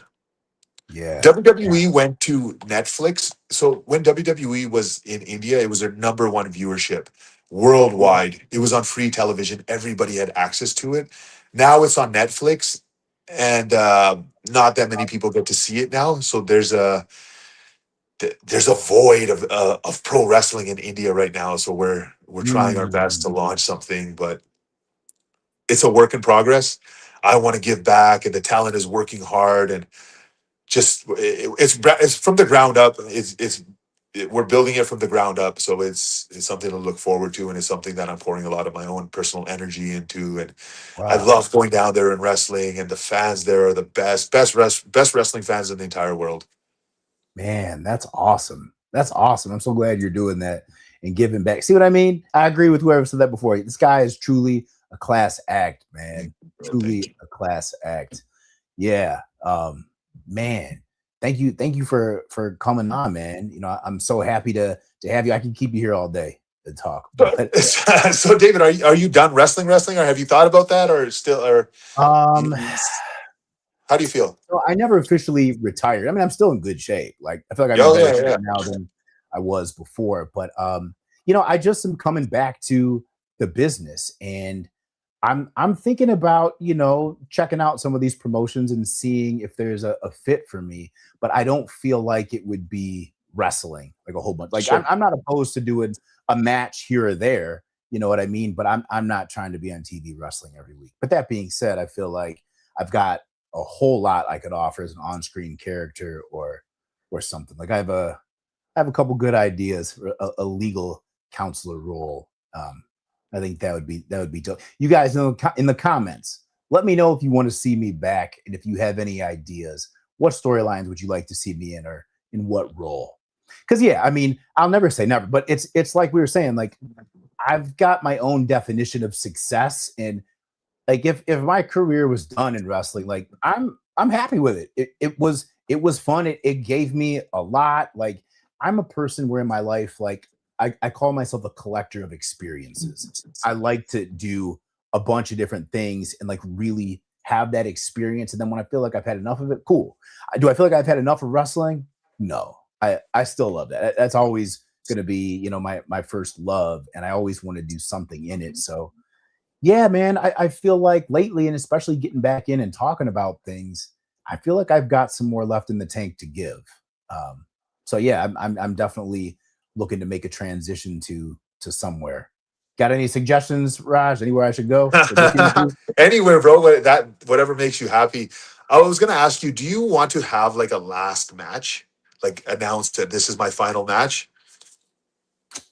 Uh, I don't know. If I did, it would depend. Like it'd have to be like a really fitting opponent, like a dream. Like it have to be like Sure, Dwayne or somebody. You know what I mean? It wouldn't have to, but sure, like sure. yeah, because otherwise, I'd always like I don't know. I always try to leave room for, well, you know, I could have another one while I'm still able, if the Sure. storyline was right or the opportunity presented. Um, But if it didn't, were you good with you're good with never wrestling another match? Like would you I have don't know. closure? I don't know. Now you're getting me. Because if I'm being honest, I always feel like I at least have another match in me, like Yeah. while I'm young enough and I love it enough. So like, but if I didn't, I don't know, man, because I might feel like it's hard to say now. While I can still do it, it's hard to say. Ask me in 5 years, maybe, but in Yeah. 5 years, it's likely I probably will have had a match.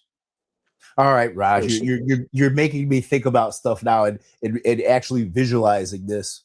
maybe I do So want it. Maybe I do in want that. my opinion, for myself, I would like to announce a final match just so I'm not in wrestling purgatory. That way Mm, I can shift my brain elsewhere, because unless I do that, I'm going to be in wrestling purgatory forever, where I'm still training like a wrestler, still dieting like, which I do enjoy, but like I kind of want to free up the bandwidth in my brain and kind of see where else I can apply it and be successful in other areas. This yeah, wrestling purgatory is a real thing. I've seen many people stuck in it. yeah, yeah. Yeah. So Well, okay. Who would you want your final match to be with? with some young guys, Yeah. Oh yeah, maybe yeah, yeah. like in my hometown, maybe a tag match. It would be against a young guy. Yeah. Okay. So, Now yeah. you've got me thinking about this. Actually, there's something beautiful about that, like putting over a younger talent, somebody up and coming who like I see a lot in, or man, Yeah. I really think this guy's going to be the future. Okay, that would be a fitting way, actually. Oh, which brings me to, let me ask you about this. What do you think about Brock's alleged retirement? Is he really retired? And do you think that was planned, or do you think that he just called that on the fly? I think it is legit. And I think he was contemplating doing it, but as the match went on, when the finish happened, I think he said, "This is the perfect time." Again, this is just my Mm, opinion. I don't have yeah. any inside knowledge. Then again, he's a businessman at the end of the day. If the check was cut and it was big enough, I think he might come back. See, Maybe like this a is Saudi Arabia WrestleMania. no, I see where you're going. I was thinking a similar thing in that, okay, because the word was his contract was supposed to expire at SummerSlam in Yeah. August of 2026, and he was supposed to wrestle his last match there. Rumor was against Gunther, Sure. but what by him retiring now, it stops his deal. He's retired, but if they want him for SummerSlam now, he's got the leverage to be like, well, I'm retired, but I'll come back, but you're going to have to pay me. And presumably it would be more than whatever was left remaining on his deal. So I could see this as being a very, very shrewd business move and a very clever one. Yeah. I don't think it was done as a business move. I think it was done with the intention of retiring, and I don't think SummerSlam is going to be big enough for him to come back. Mhm. Saudi can write that check though, if they want. Again, if it makes sense for them, if they feel like it adds enough value, That's a they'll good do point. it.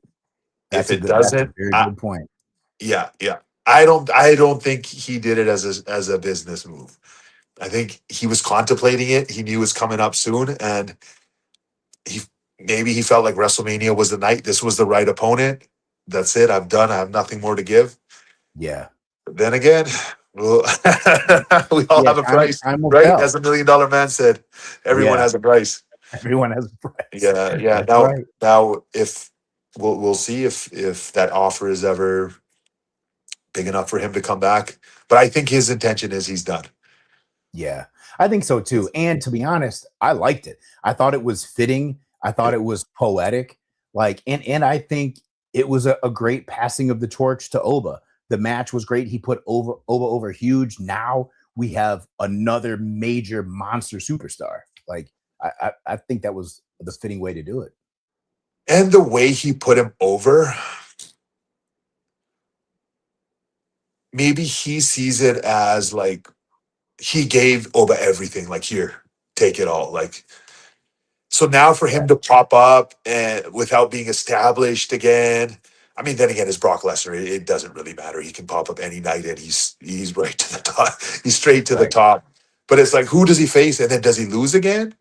And Right. putting someone over the second time doesn't mean as much. Right. And if he goes over, like, what's the point in that, right? Yeah, no, It- I agree it's with you. And I yeah, feel like that too. The way he put Oba over, it yeah, made sense. And exactly. He gave him everything. Cause like even how like Oba like got up like after the F5 was like, oh wow. Like, yeah, okay, they're really telling the story here. Whereas I was feeling like if he hadn't retired right after that match and he did go on to face Gunther at SummerSlam, like what would that look like? And if Gunther does retire him, does it really add that much to Gunther, who just retired John Cena? Like I don't think it necessarily makes him that much stronger. Whereas that power would be better served giving that to Oba. I think so. Now you have two guys who are killers out there. Sure. And I think just going into a match with Gunther for his career, everybody's going to know what the outcome is already going to be. There's no suspense. There's no, in my opinion, I think that was the right call. That night, that opponent, that match. I'm done. Now let me ask you this: What does it mean on a contractual level if a talent just says, "I'm done. I'm not going to wrestle again"? Oh, great question. I just made a video about this. Was that it? Okay, so let's say Brock just did this, but he still had time left on his contract. His contract was presumably supposed to go till August, and he just decides in April, "I'm done." Well, I mean, he can do that. You can't force somebody to work, but then within the contract, they don't have to pay him the remainder of whatever was left. And so I'm assuming that that's what happened. However much was left on his contract. I mean, well, you never know because it is Brock. They might just do him a solid and decide to pay him out, depending on how much was left on it. Or he retired. And I mean, I'm sure he was well aware of this, that when you do that, you're basically you're breaching the contract, or you're severing it, and so then it just ceases. So that also brings into, let's say that he does retire, but let's say that they do want him to come back at SummerSlam. Here's the thing. Now, presumably he would just pick up the contract he was already on and just be paid whatever the remainder was. But it seems like that wasn't that important to him, and it was more important to just retire now. That's why I was saying, in order to get him back, they might have to go above and beyond to offer him something to even get him to come back. And even then, that would have to be a new contract, and they would have to completely just void the initial one. So yeah, and it gets like, I'm not sure what exact clauses he has in there, but just from what I know standard, about wrestling contracts, that's how I think things shake out.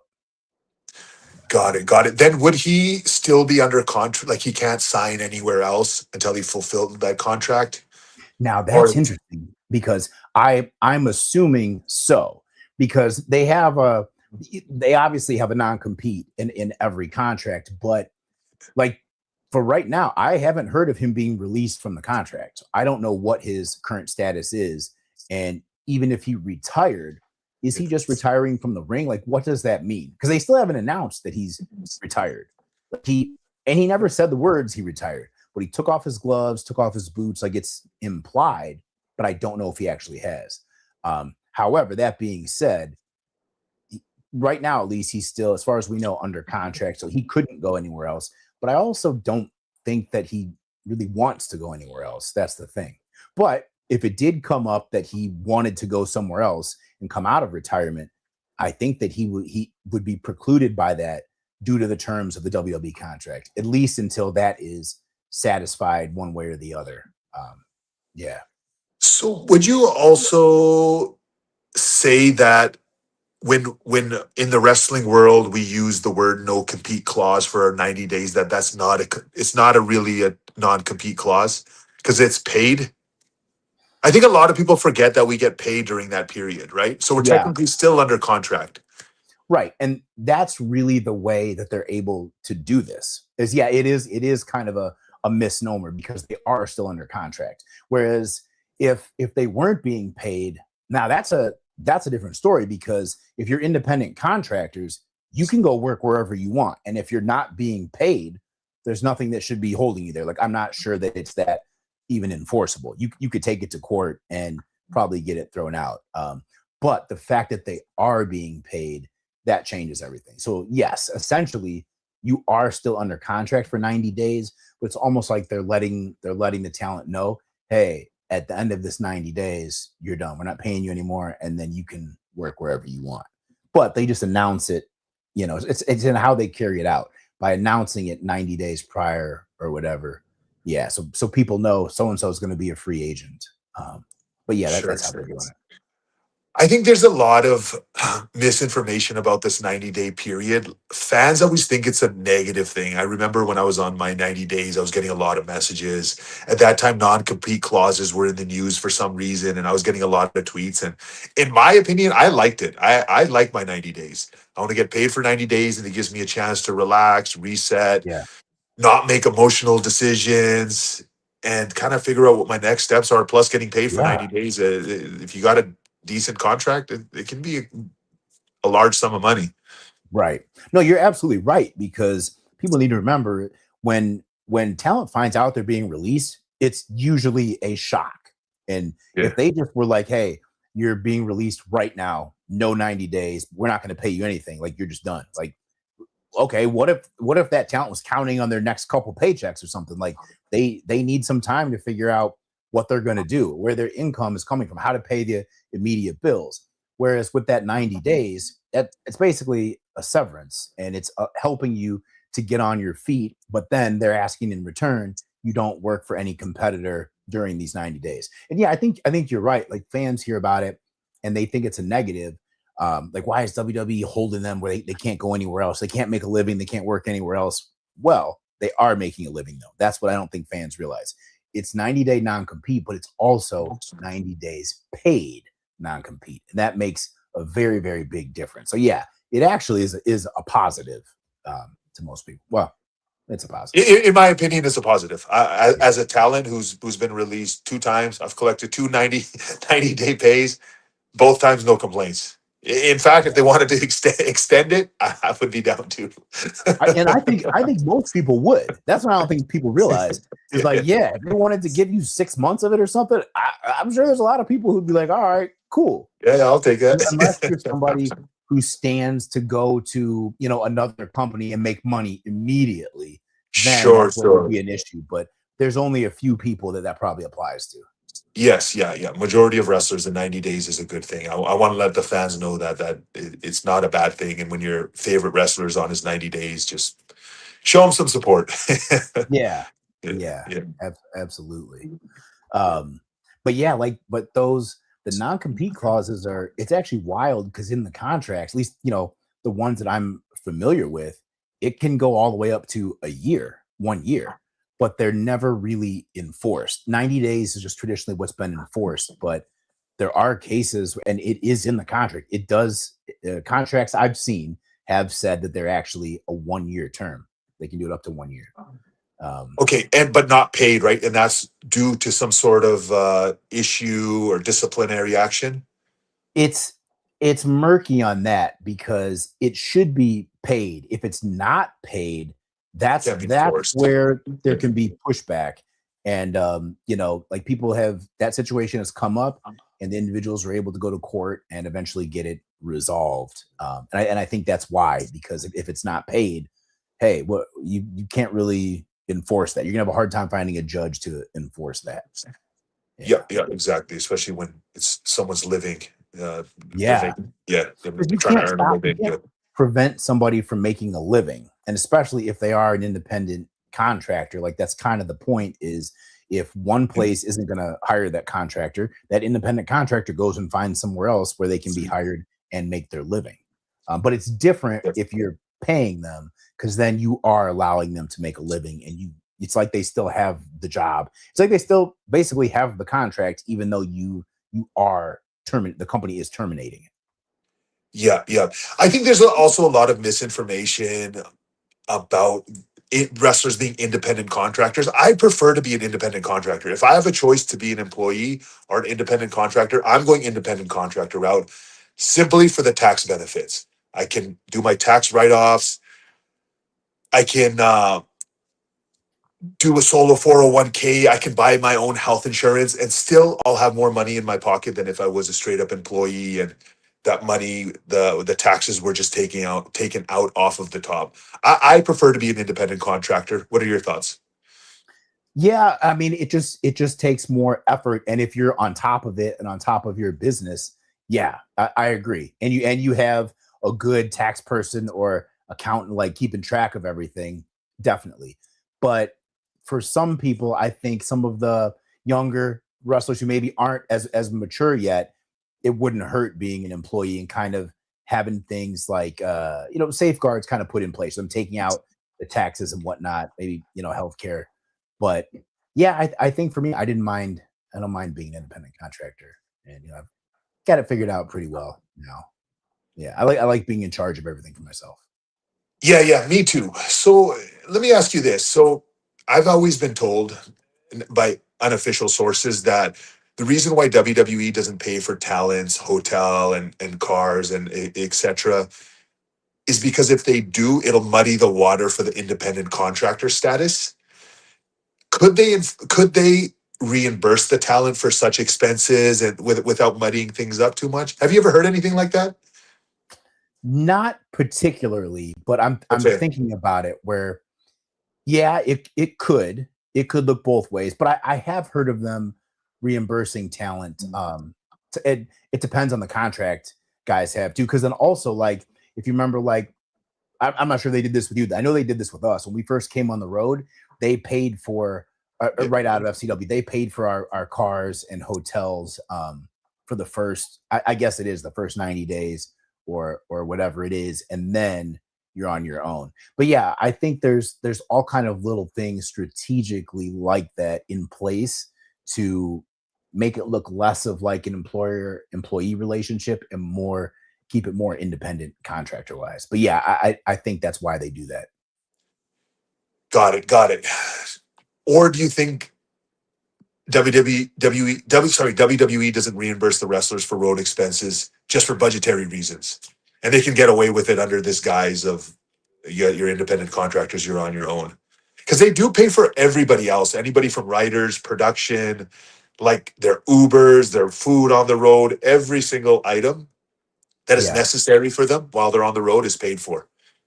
Right. And see, they do have those people are considered employees. So they do Yeah. have employer-employee contracts for the writers, a lot of the office staff, even some of the announcers are actually on employee and employer Yep. contracts.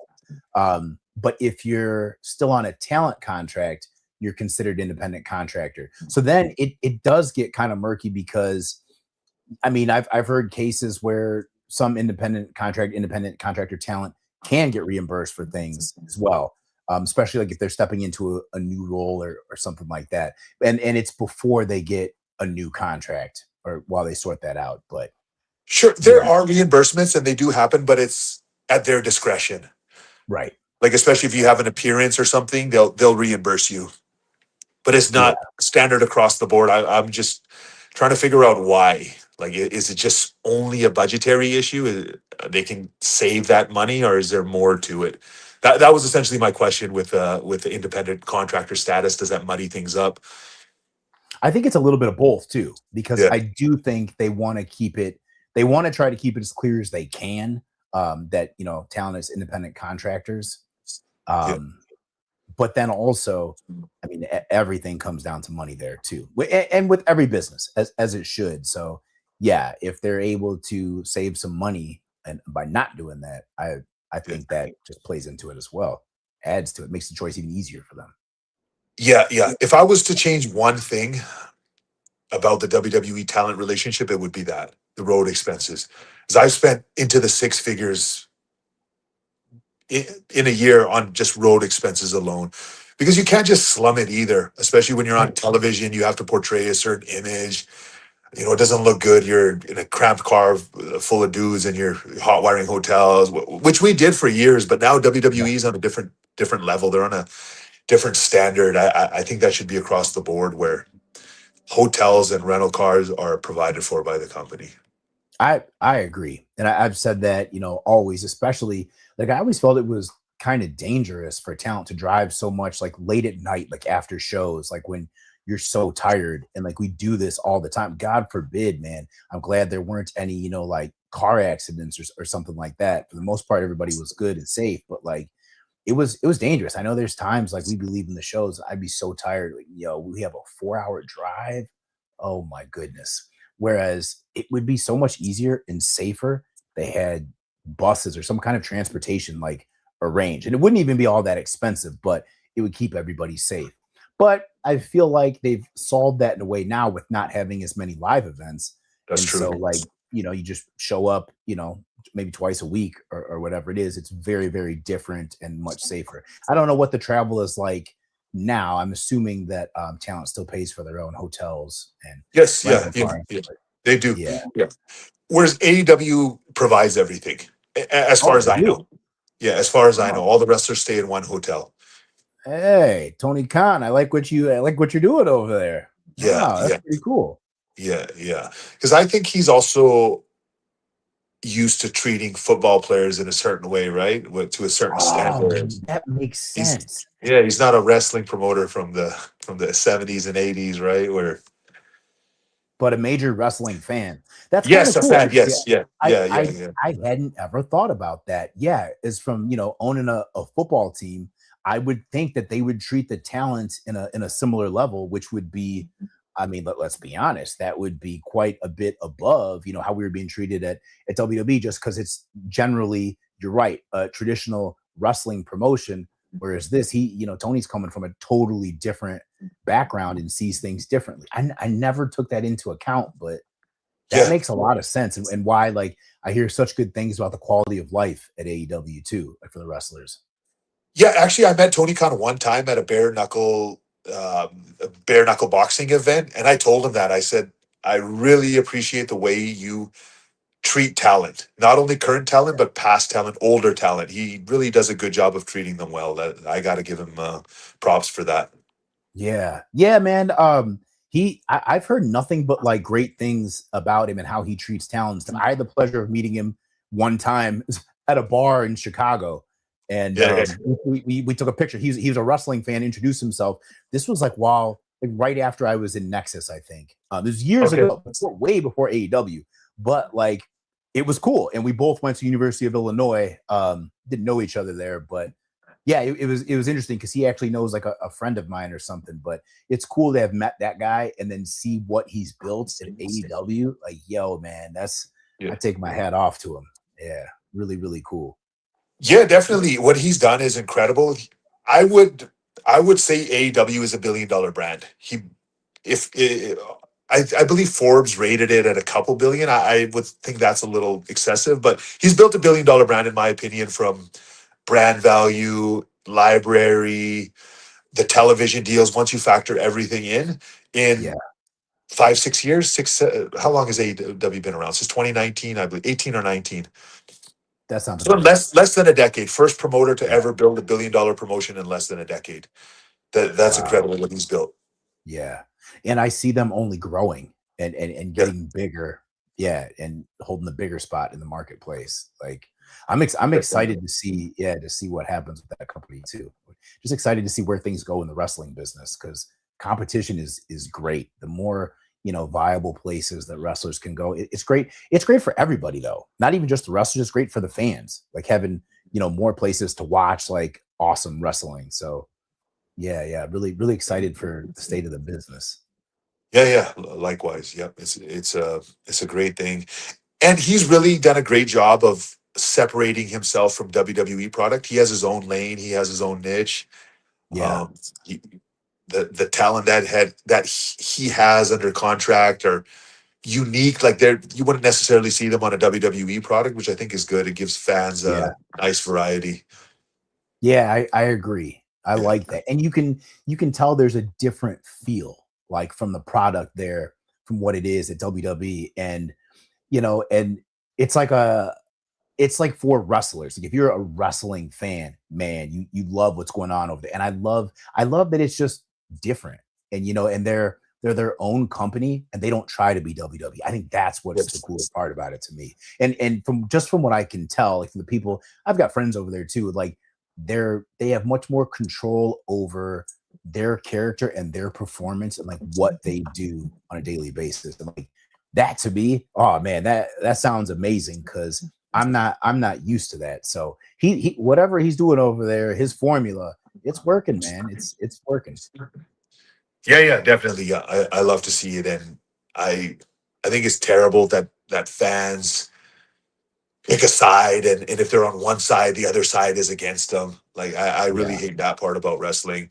But I do really like the AEW fan base. I think they're more forgiving than WWE fans towards the wrestlers. Like you can mess up on AEW. If you mess up on WWE, God, it's the end of the world.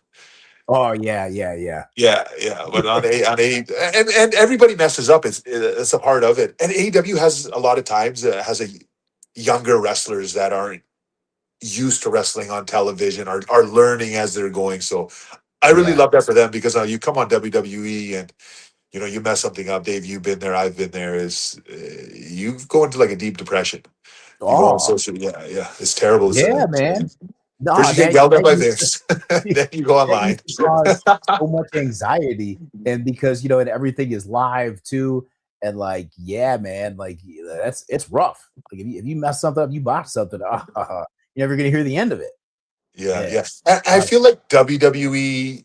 I wouldn't call them fans, but viewers of WWE. They want people to mess up so they can have that aha moment. Like they can share it with their friends. It's just a toxic culture. I'll tell you a funny story about probably my most infamous botch. It was against Jeff Hardy in Saudi Arabia. He did the whisper in the wind and it didn't hit me and I took a bump. I felt something on my back and I thought he hit me enough, but it was just the wind that hit me and the whisper in the wind. And like this is a notorious botch. I still see it to this very day. People will tag me all the time. As soon as it happened, I was like, "Oh shoot, Vince is going to be so pissed." And after the match, I'm so nervous. Going back to Gorilla, I go back to Gorilla and see Vince. He gives the thumbs up to me and Jeff. Great. And I don't know why I said, "Oh Vince, sorry about the whisper in the willow." He said, "Wait, what are you talking?" He gave me a look like, "What are you talking about?" I'm like, "He came off the top rope, didn't touch me." He goes, "Ah!" And he just laughed. He was in such a good mood. Made tons of money that night in Saudi. That was the first big show in Saudi, and he was just that was the night Titus did the slide.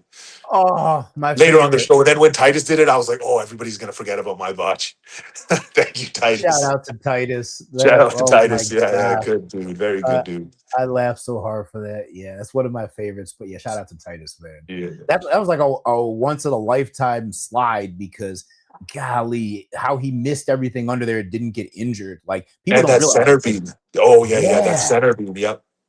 Oh my goodness. But you know what? As tough as Titus is, he probably would have broken the beam or something or gone right through it, got up and still wrestled.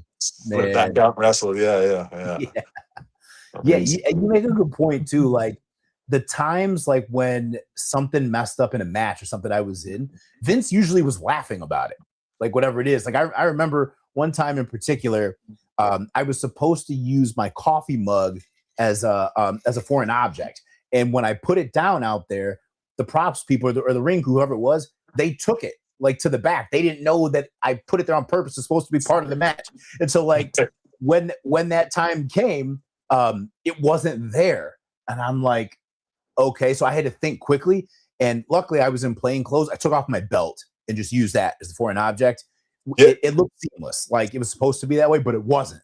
But when we got in the back, Vince was cracking up, just belly laughing about it. And I'm like, all right, well, good. He was happy. He was like, yo, that was a real professional move, like the way you covered it. So thank you. I'm glad. But he always had a good time with the stuff, man, which was kind of cool. At least that was my experience where like, you know, he wouldn't take he took stuff seriously, but he did have fun too, which was cool. Yeah, he did. Yeah. Depending on his mood. Yeah. It reminds me of another story. The WrestleMania when Gronk came into the ring and the security guard stopped him. Nobody had told her that it was a part of the show. The same thing when I came back to Gorilla, Vince was laughing.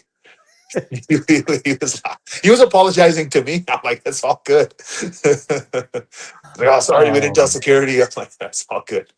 That was awesome. Yeah. I love it when stuff like that happens and then like the security is included.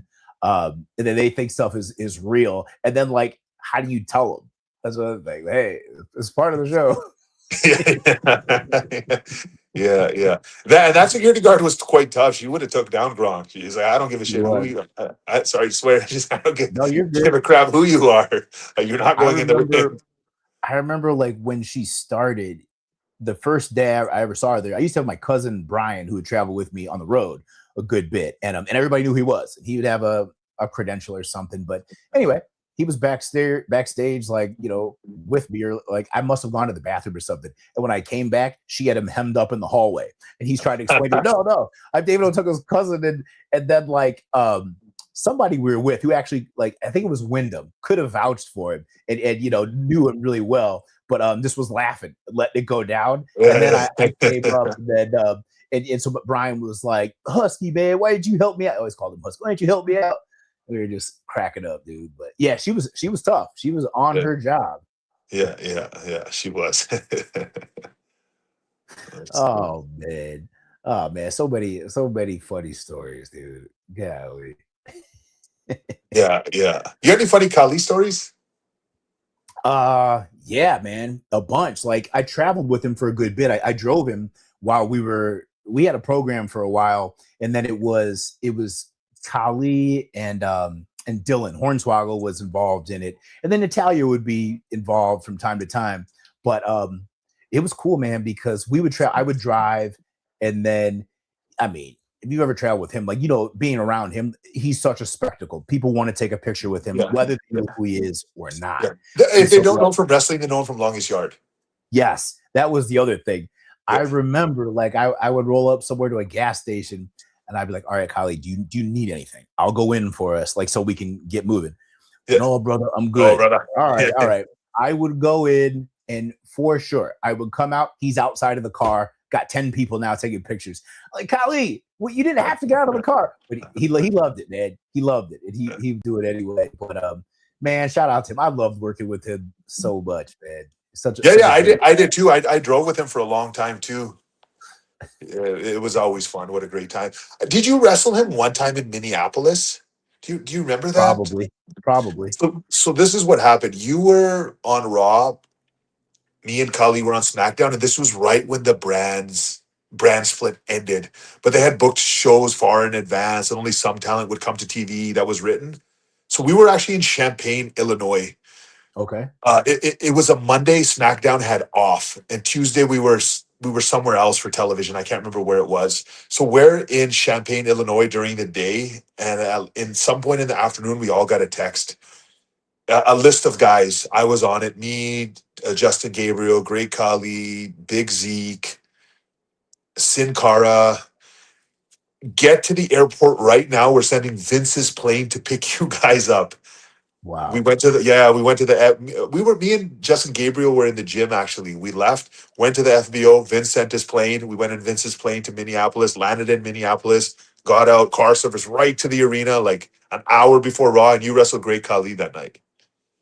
I feel like I kind of remember something like that. I remember Gabriel telling me about it too. Because I went to school in Champaign. That's where Tony Khan's from, actually. Yeah. And so I remember, I mean, I liked where I was in Minnesota, but I was like, man, I kind of wanted to work this show in Champaign because, like, I went to college there. And I do remember, like, Gabriel, like, flying it or like telling me about it or something, just for the fact that I wasn't there. I didn't remember I wrestled Khali, but that was around that time. Yeah. You wrestled Khali. Yeah, I know we had a memorable match, man. It was in Cali somewhere. I mean, it might have been Bakersfield, California.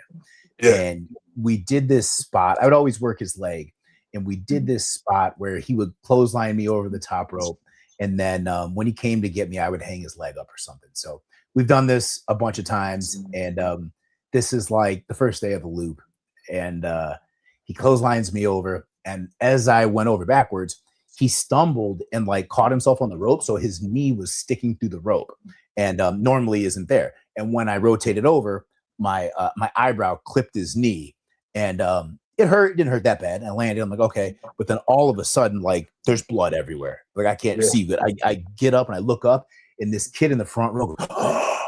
And by his face, I'm like, oh man, and it's bleeding bad. And I turn around, and the ref's like, oh, I think it was Spider. Like, oh no, we gotta go to the vet. Gotta throw up X. And Khali feels so bad, and he's apologized. Sorry, brother. Sorry, Tugga. And I'm like, all right, man, let's just go home. And he's like, oh, what? No, so I'm sorry. Like, hey, man, just hit me with the finish. Just hit me with the chop. Look at everything that we did. And so, boom, hits me with that chop. I go down, and we go to the back. And I remember I was I was mad because I had to be on HLN like on Monday or something like that as a lawyer, and now I'm going to show up with a black eye. But I felt bad because he thought I was so mad at him, and I really wasn't mad. It is an accident. Like, yo, brother, it's cool. Things happen.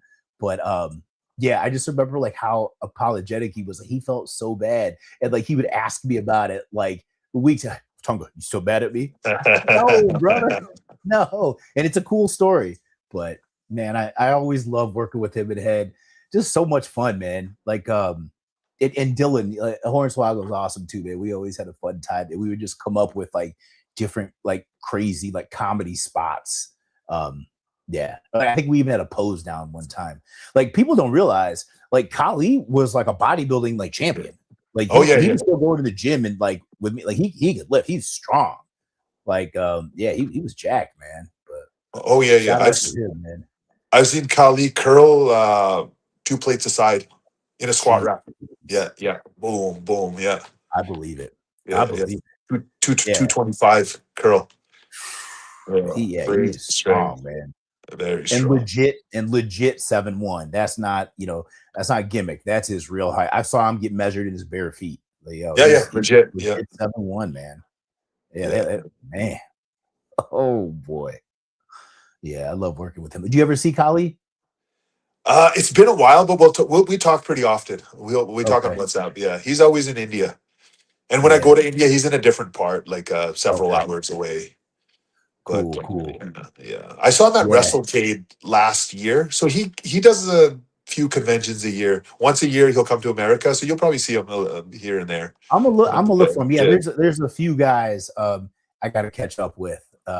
That's the thing is like I just started doing these conventions, and it's awesome because I'm reconnecting with all my friends like I haven't seen like in 5 years. Because it's weird because like when you're at the company, you feel like, all right, I see these guys every day. And then like when you're away from it, you don't realize it, but like you start to miss guys. So like you have great stories with and stuff. Like keep in touch, through text and whatnot. But then there's plenty of people who like I maybe didn't have their phone numbers, whatever, and I was used to seeing them all the time. So then it's like cool, we link up, and I felt bad because at one of the conventions, like I'm supposed to be at my table, signing autographs and stuff. I'm wandering around like talking to everybody and just having a good time. But they're fun, man. I got That's another sad part about getting released. There's so many backstage people that you know for years, super cool with, that you just never get to say bye to them. This is one day it's like, hey, you're not needed. You're like, we're canceling all your travel. You'll never be back here again. It's quite sad. Yeah, the same people you see every week for years on end. You just never see them again. That's true. Yeah. And I imagine it's tough for them too. Because like they get close to certain talent and then all of a sudden they're just gone.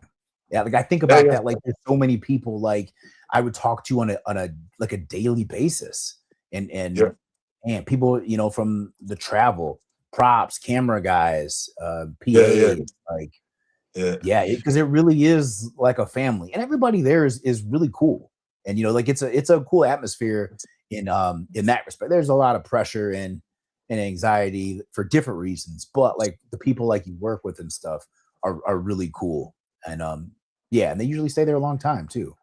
Definitely. A lot of those people backstage been working like 20 plus years.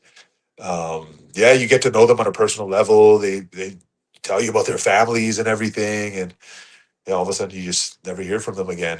I hear about them again, or you don't ever see them again. It's kind of crazy. But I'll tell you what, it's cool. Like running into them, I ran into a couple people from the back, but like at in an airport or something, and we recognize Israel. Like, oh, what's up? And it's so cool. And it's like we never picked or never stopped, just pick right back up. But you're right, because if not for that, I don't know when I would have see him again. I don't know. Yeah, definitely.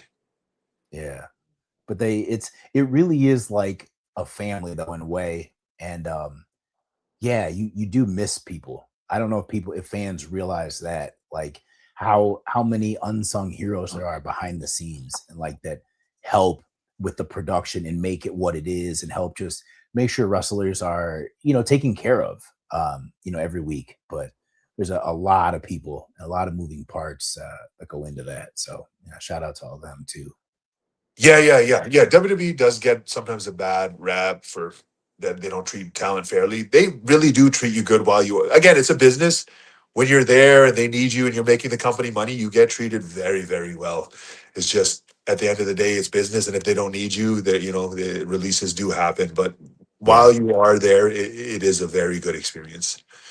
Yeah, On the absolutely. medical, all my surgeries have been fantastic. My rehab was fully paid for. I got paid while I was rehabbing. One was for 9 months and one was for 10 months. Wow. Paid the entire time, flown out to Birmingham, Alabama. Dr. Duga is one of the best surgeons. It's really is a next level experience wrestling for WWE. Oftentimes they don't get that credit because all you hear is the negativity, but they do a good job too. Yeah, The have wellness program. Sorry, for anybody who's ever been under WWE contract can do rehab. They'll pay for it. They actually do have education programs for talent, continuing education. They'll pay a portion of your tuition. They have language programs. There's so many programs that talent really don't necessarily take advantage of, but they are there. Right. Yeah, and that's true too. And I don't think people, your average fan, I don't think they're aware of that. And I do think WWE gets a bad rap sometimes, and just from fans who they just hear the negativity and they don't ever hear about like the positive things. But then also, where are they getting their information from? Released wrestlers who, like we've talked about this entire time, tend to be bitter and just carry a lot of negativity. So you and I are trying to change that, man, trying to make it positive and have a positive movement. And that's the other thing too. It's like, if you look at your time, like at a company, and you take the positives from it and think about like how blessed we all are to be able to have done it for however long we did it for, and have those experiences, like those are things, for all of us that we aspired to become and we dreamt about, our whole lives.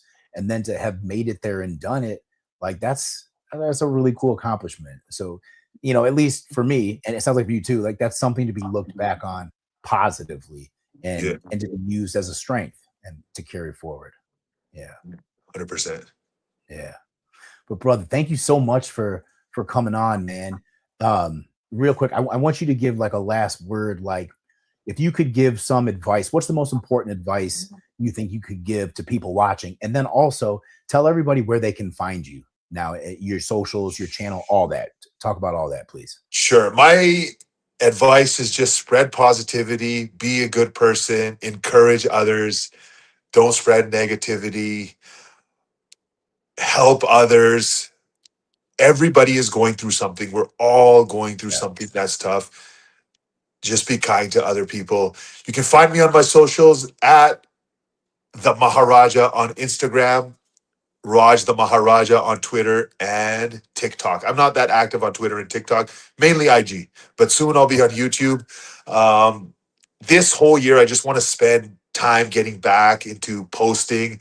I had a really tough time posting while I was in WWE for some reason. I missed the boat on that. I was just feeling like my character shouldn't post on social media, my personal life, but now I'm on it. I want to stay consistent, and then eventually I'm going to start my YouTube channel. So, David, I'd love it for you to join me when that happens. And in the meantime, I look forward to doing this again with you, my brother. Thank you so much. Absolutely, man. You got it. I'll definitely be on your channel. I'll definitely have you back too. This has been awesome, man. I feel bad for keeping you so long, but no, all good, bro. I have nothing but time nowadays. I love that. I love that. Yeah, thank you, man. I can't thank you enough and just say how proud I am of everything you've accomplished, everything you're doing. You've always been such a class act, such a great guy. That really is the way to describe you. Thank you for that. And thank you for being my inaugural guest on the Wednesday Hang. So everybody in the comments, let us know, what you liked about this. If you have any other comments, questions, what else you'd like to see, because this is, I'm sharing this with the fans, and we're creating this in real time. Like, I like how it's just kind of loose. And to be honest, I don't even really have an agenda. It's just hang out and let's see where the conversation goes. So thank you again, brother. Continued success, and we'll see each other soon, man. I'll be watching. Awesome, brother. Looking forward to it. All the best. Yeah. See you guys. See ya.